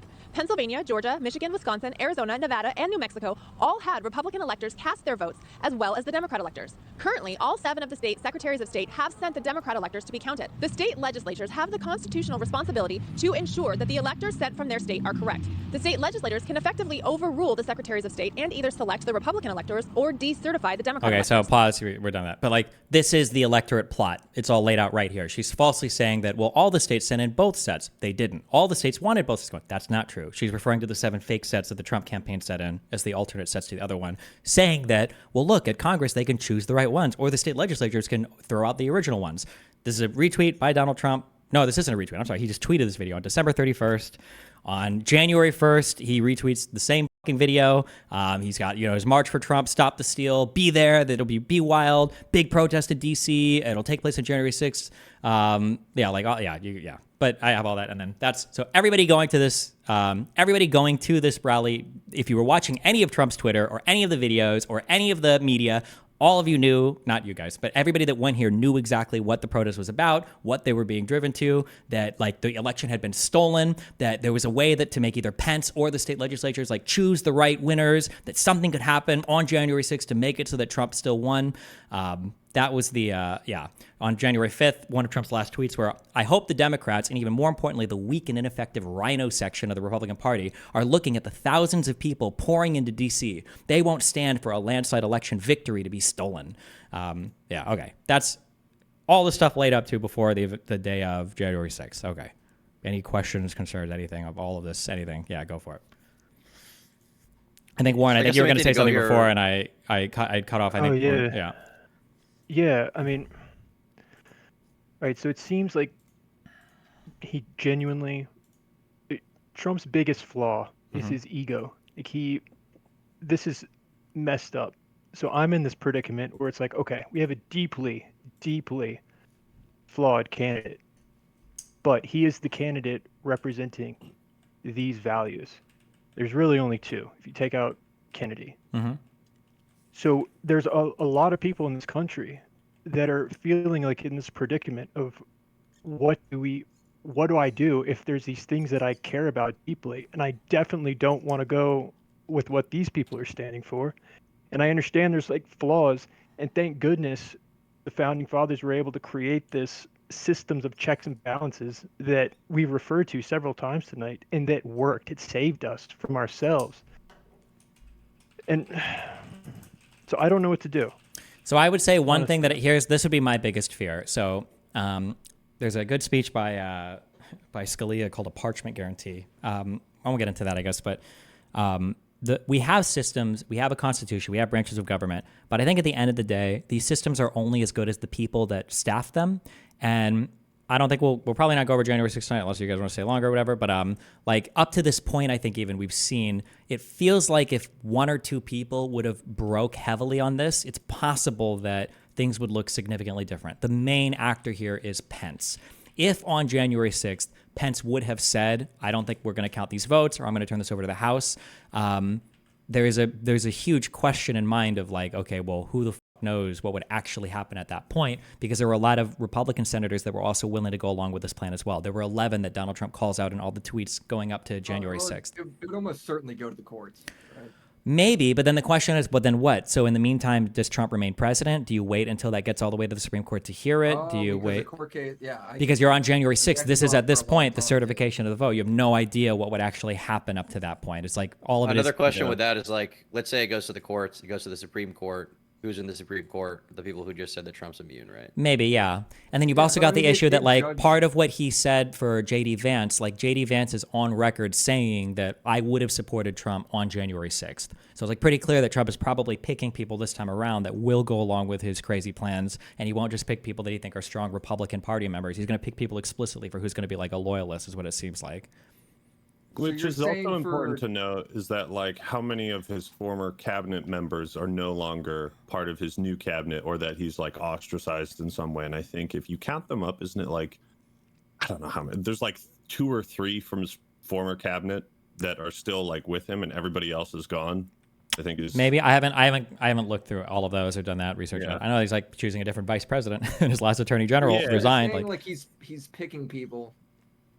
I mean, I don't know how this would work with people that would run for like that are running for Congress and shit. Mm-hmm. But he's picking people that wouldn't like check in the system of check and balances, right? They wouldn't check him. Yeah, it's possible. And that's part of why he picked Vance, right? I think Vance said he would have done the right thing. That he would have gone along with the J6 stuff, yeah. Well, that's not what he said explicitly, but that's the implication. No, I know. I believe he did explicitly say that he would have supported him. I can try to find that quote, but I'm pretty sure he explicitly said that he would have supported him on January 6th. I think he has to get... He's trying to improve on his position that he was in last time in case things go south again. I mean, you showed us earlier when he wouldn't say that, like, he wouldn't guarantee, like, a peaceful election. He was talking about, like, the mail-in ballots and stuff like that. But the response he gave, obviously it wasn't about mail-in ballots this time, was very similar to his debate performance against Joe Biden when they asked him if he would accept the results of the election. He gave a very similar answer. And regarding January 6th, like, we spoke a bit about like what those people knew, what they were thinking. It seems to me like most of those people, this is an incredibly in-depth deep dive. I don't know if I cut off or if my thing's still working. No, you're good. No, you're good. We can. But like this is truly remarkable. And so I just want to give you props for this. This is like a level of, and I mean this in a good way, like a level of like autistic detail that is in the best way. Sure. Like, it's truly remarkable. So, Yeah, but it's the average probably- people are not going to have that. Like, Yeah. they're thinking what I was thinking, or what most people, you know, and not that I would agreeing with them, but I think they genuinely thought, okay, we just need to, we don't need to get into that. But but the point is, it's like what you're laying out here. It's important, but I'm not like, I don't know that that's what they have. They definitely don't have that level of detail. I 1,000,000,000,000% agree with that. Yeah. Well, you also made a good point about like being in a predicament where you have a candidate that is based like your candidate for these specific sets of values, but there are other things with this candidate that you like vehemently disagree with. So like what do you do? Do you vote for this candidate because of the values that they represent, or I think the argument Destiny would make, and I think other people would make, is probably that ultimately, while we do live in a 2-party system, if any one person tries to, you know, when you vote, you're basically respecting your right to vote, right? That's what we have as American citizens. That's democracy, right? By voting, you're using that right to vote for someone. And by voting for Trump, you know, if you believe everything in his document is true and, you know, you're in Destiny's position, right? You would probably say that because Trump tried to destroy the voting process and overrule your vote anyway, to vote for him in the first place would be, like, retarded. Yeah. Or that like, yeah, the I think the biggest issue for the Republican Party is they have to be broken out of like the Trump sphere, especially because if you are a traditional conservative or if you're conservative anyway, Trump doesn't even really represent like people like, even I'll say like Trump is far right or whatever. He's not, in terms of policies, he's not actually like Trump's policy positions are kind of wacky. They don't even represent like good conservatism in my mind, but yeah, I got. But that's the problem with the two-party system is that like you end up feeling like you're picking between the lesser of two evils rather than like the perfect ideal candidate. So like I understand why people would still vote for Trump because they feel that he represents their values. I understand that. I don't agree with that. The issue right now is not a problem with the two-party system. The issue is that like even if we had 50 parties, conservatives genuinely really like Donald Trump because he does have like really good energy. He's hilarious to watch on stage. Like he works crowds really well. Like he's a funny dude. Like nobody can deny that. Okay, I've been like obsessively watching like Shane Gillis Trump impersonations for like the past like week. They're hilarious. Like nobody can deny that. Where does that energy come from? It's like he genuinely believes what he's doing, like, even when he's wrong, and that's his biggest fault. He even believes the nonsense when he's wrong. What do you do with a person like that? That's why we saw all these people bailing. It's a little bit. I think that Trump is a really good salesman, but I think that everything leading up through this and all the little plots and schemes that are going on, I think that Donald Trump knew that he had lost this. I think that because to pursue like really wacky things on the side like this, it just doesn't come across as a person who genuinely believes that like they're in the right and they're going to win. Like I think we've all seen, if we've watched, I know the commentary people, you've all seen like these like interrogation rooms where some dude like thinks he's correct and he goes in and he does this shit and he just like destroys himself. But like you never find these like scheming people who think they're in the right. Like everybody that's scheming and trying to do all these little plans, they know that they up really hard. They always know that they up super hard. Let's put ourselves in his mind for a second because he genuinely seems to believe that there is a deep state. He has been put through all these legal challenges, a recent assassination attempt. There's all the media attacks and fake media. We've seen this battle ensuing for like 8 years. It's got to wear on a person's psyche to the point where it makes him extremely prone to these things. And then we're listening to him with Elon last night, and he does have his strengths regarding business, regarding economy. And I think that people are weighing these. Everyone's weighing this in their, not everyone, most people are weighing this in their minds who are considering voting for him. People see his faults, but they also say, oh, Elon Musk, things that Elon Musk are saying, deregulation, we need border security. Do I care more about people like issues at the border, or am I going to hang up on the past and then, okay, you're right, the past is too bad. I'm going to overlook everything at the border and I'm going to vote for Kamala. I think I can understand that. I guess my biggest frustration as somebody that does a lot of like media coverage and reads a lot of autistic shit, and autistically reads a lot of autistic shit, is that if one of the frustrating parts, I guess, from the liberal side is that in terms of like a deep state existing, like every single thing, I think even for what I've read in here, every single thing that Republicans have accused like Democrats of doing insofar as like deep state stuff is actually happening here. And it's like all in the open. Like the idea that that a president would call a state, that's already wildly inappropriate. That you're calling a state election and saying like, I need you to do something about the voter fraud. I need you to find shit that like, how many times has Trump said, Biden told his DOJ to investigate me? And here you have Trump firing attorney generals and telling his like attorney generals, like, I need you to send this letter out or I'm going to fire you guys, right? Or like all of the, like the fact that Elon Musk bought Twitter, right? This is literally your George Soros figure, right? You've got a foreign billionaire that buys one of the largest social media companies, makes it public and then turns it private or takes it from public to private, right? And then is posting deep fake images of Kamala Harris. We know they're deep fake, but still, holy shit. I love Elon, bro. Yeah, I think the issue is that like the frustrating is that like all of the deep state like accusations I feel that like Republicans make to Democrats, like at the end of the day, what do we have? We've got pictures of Hunter Biden's and then we've got like the Hillary emails. And I feel like just in this event in and of itself, there's like so much horrible shit that's already worse than like anything that I've ever been seen like demonstrated by on the Democrat side. Is like very frustrating, I think. I got a question for you, Warren, when you're done. Yeah. Well, I would just keep in mind, if you feel like you were fighting a corrupt system, you're going to, and this is what I've been thinking about throughout the night, if he genuinely believes that this system is broken, they're going to cheat him, he's going to fight back with everything he can in unethical ways. That's how you slip into a dangerous game.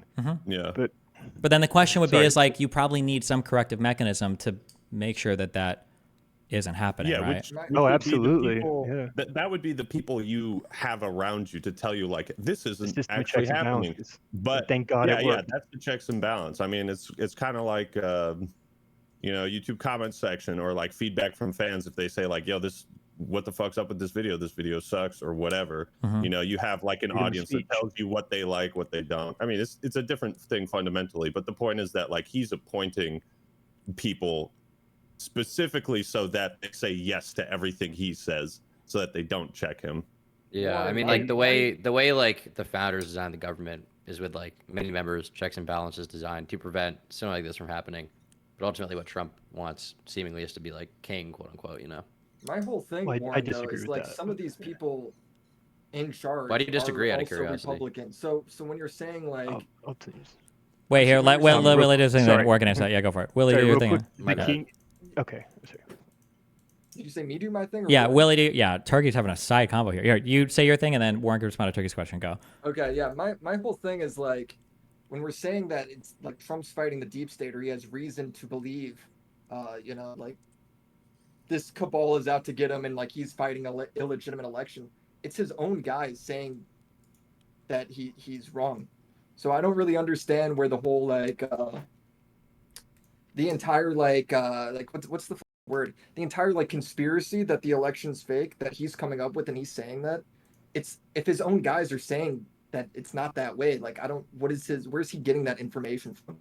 Yeah, his guys are pointing out that the technical claims about the election fraud is not accurate, but surely you can acknowledge that there's an imbalance in like with the media coverage that we've been seeing. Sure, but is that a reason to what does that, I guess, give him a right to like have these meetings to what's the word? Okay, Like, with just the attacks that we've seen, whether or not that's because, as Destiny pointed out, Trump is such an out of the box figure. He's not like Bush, previous Republicans. He just came out of nowhere, and we have this kind of, I mean, a lot of people have talked about this over and over, but this system that's just kind of shocked by it, and there's been that conflict. So by pointing out that conflict, surely we can acknowledge that that conflict exists. That doesn't invalidate what you're saying. and by about conflict, you mean the media coverage? Not just the media coverage. I don't want to like belittle it by just pointing it out as like, oh, the media is unfair to him. It's I think it's the same thing. It's motivating people like Elon Musk to get behind it. He's feeling the same frustrations, unfair attacks. So I think one of the comparisons that I think a lot is progressives complain a lot about police officers over policing districts that have a lot of crime, and progressives will say things like, well, okay, if you send a lot of cops into these districts, of course you're going to find more criminals. That's bullshit. You're artificially inflating the numbers. And there's a reasonable response to that where you say, like, I understand that maybe things like being caught for like possession of marijuana, that might get a little bit inflated, but at the end of the day, we can't send police officers evenly to the entire city. Everybody agrees that would be fucking retarded. Okay, if I got one part of the city that's reporting 150 homicides a year, I'm not going to send half my police force to go and police middle class and upper class neighborhoods where nothing happens on the hopes that we can bust some rich kids smoking weed to even out our marijuana incarceration numbers. And I think part of the issue with covering Trump is that if you have a guy who is legitimately doing a lot of crazy shit, and then the media begins covering him more for that crazy shit, very quickly and very easily he can slide into this like, well, look at all this like disproportionate unfair coverage I'm getting, like the disproportionate unfair policing in like high crime districts. Like, yeah, the media is probably coming down really hard on you, but it's also because you're like being exceptionally like fucking wacky. It might be because of the things that you're doing that the media is coming down on you like so much. Yeah. Partially of that, but we could look at the media coverage of the interview with Elon last night. There's nothing to justify the response that I saw today. I made a video about that today, but also this is bigger than just media coverage. Anyways, yeah. Mm-hmm. But I feel like all I'm me, trying to get at though is real quick. I felt like, and you could correct me if I'm wrong. You were trying to, and just say I'm wrong if I got this, if I don't have this right. Sure. I feel like you were saying since the media coverage is super biased against him, and I agree, they went after him for a bunch of stupid shit, like the whole like grab him by the thing. I thought that was a huge waste of time. I don't give a or the fact that he like the porn star. I don't care, right? Who cares, right? And they try to make that like a really big deal, sure. But you're using that as like, it feels like a reasoning for why he could have these meetings for like Clark to take over as the DOJ or the Attorney General and stuff like that, to do these illegal acts, to like fight back. No, I don't mean to indicate that at all. I'm just trying to point out like where that conflict exists and how people are perceiving that conflict. And I would encourage you to watch like the video that I did today pointing out just the response from last night. It's only been one night to see how people, the lens and what Destiny's saying about distributing and actions have consequences. That's absolutely true, but none of that explains just from last night why people describe it in this way. And then I say it is bigger than just the media, meaning all these court cases that we've seen and we've been looking at. I sound like a spokesperson here, but the collusion cases with Russia. I remember when he was elected, my mom was in tears claiming, "Oh, this was all due. This was a fake election due to Russians on Facebook." She believed that election was meddled with. And yeah, so, but like the difference between like that and this to me is like they did that investigation. Oh, they're and, definitely like, different. Okay, yeah, but like put that aside. Then we've had how many indictments people are, whether or not you agree with that, you have to recognize that people are perceiving this as an effort to destroy someone. I agree. I agree that the perception can be that, but I think an issue also is that like, where is that perception coming from? So, for instance, if we say, let's say that we agree that the Donald Trump investigation was unfair. Let's say that we agree with that. Let's say that we went through the Dunham report. We don't like some of those FISA warrants. We say that this was all bullshit and it was just unfair. Okay. Trump's response to being what he perceived as being unfairly investigated was he fired Comey over not killing the investigation. He started to bully Jeff Sessions, his attorney general, over because Sessions recused himself from that investigation. He's like, I don't want to be a part of this. I don't know if I'm biased or not. Trump went after everybody to try to fire and kill this investigation. If you flip it, what are some bullshit investigations that we feel like the Republicans have done? The Hillary email stuff, right? The Benghazi stuff. There weren't even criminal charges that came out of that. But Hillary sat and she did her 12 hours in front of Congress over Benghazi. She cooperated to as much as she could in providing as much as she could to all of the investigators for the email shit. And these are things that are still to this day attacks used by conservatives about, the Democrats, like Hillary's emails and all this shit. It's like there wasn't even a criminal charge there. But then you look at criminal convictions that Donald Trump has and be like, well, these were unfair. And it's like, wait, what? And then it's hard because then you run up to this talking about, well, the perception is that it's so unfair. And it's like, well, what if he just did do a lot of bad things and now he's being held accountable for it? You're absolutely right. So I'm not trying to go into the minutia of those cases or even claim that that they are unfair. That's why I'm trying to take the larger perspective and say that we can't. I think, like you pointed out earlier, I think that was a really good point, that he was this outsider coming into like a wrecking ball into when it's like in the movie industry. If someone comes in, some outsider, and just tries to start rejiggering with this system that is highly designed to be built around gatekeeping for self-sufficiency and keep outsiders out. You have someone come into that, it's going to resist against that. It's going to lead to conflict. Acknowledging that conflict exists does not mean that I'm claiming that anything about the validity of any of those court cases. I'm just trying to acknowledge that people are going to see it this way, and that's what I was trying to say in that video about after the assassination. So you have to acknowledge that they've seen what they view as attempts to bankrupt, arrest, put him in jail, regardless of how you feel about it, and then we see an assassination attempt. I'm not saying that is even correlated. It's just unfortunate because this is the picture that's being painted. We can all acknowledge that picture. Yeah, I know why they believe what they believe. Obviously. And I can get back to your comment about the king thing. Someone asked me about why I don't think that he wants to be. Yeah. Can you and I just talk about that real quick? Yeah, fellas. Sure. I was gonna wrap up because I do gotta go. Yeah, you're good. Oh, okay. I think to summarize, I think you have compiled a list of very compelling, diverse sources and quotes and bits of information. And like I said, the SpongeBob A to Z plan. I think you've laid that out pretty well.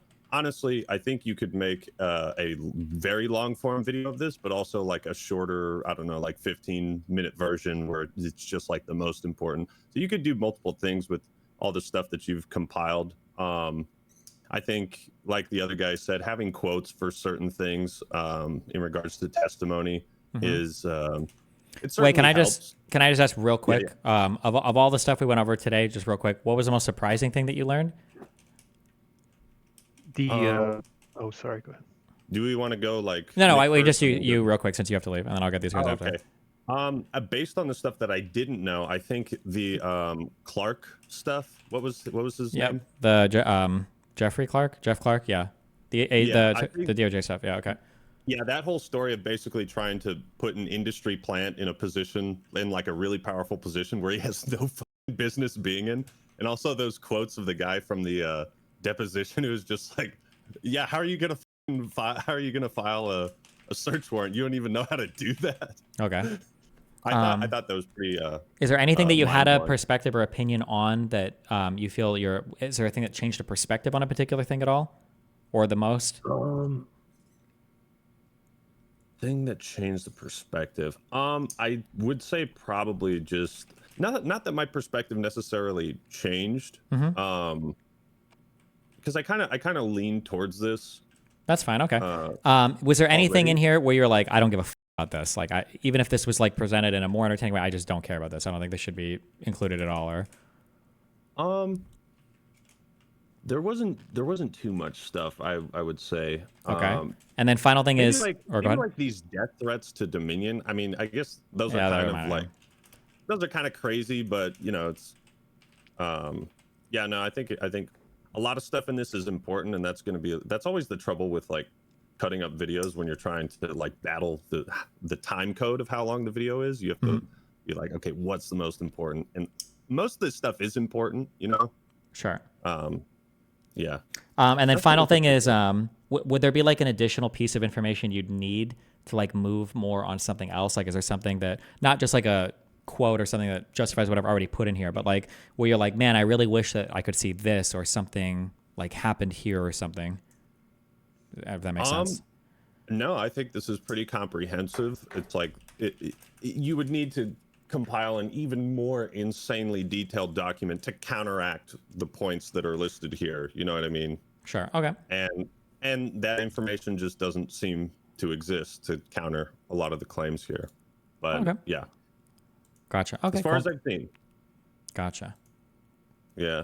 Okay. Yeah. So at the end of the day, here's where I stand on things. I think like when you have someone who's like basically trying to circumvent the Constitution is like the oldest government charter in the world.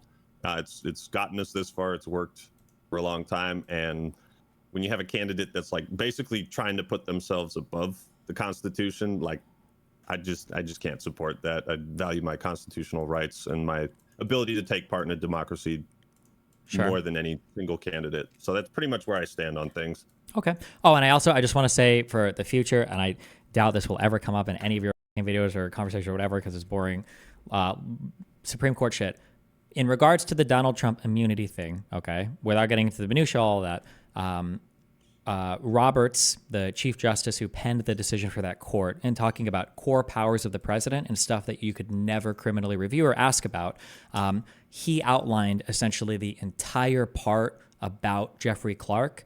That entire part, he said, no criminal court should ever be able to review what was going on there. So if anybody ever brings up that future, like the immunity case, that was a situation that Roberts, and that's not all. He's just saying that specifically, this is a thing that would be beyond the question of the courts for criminal activity.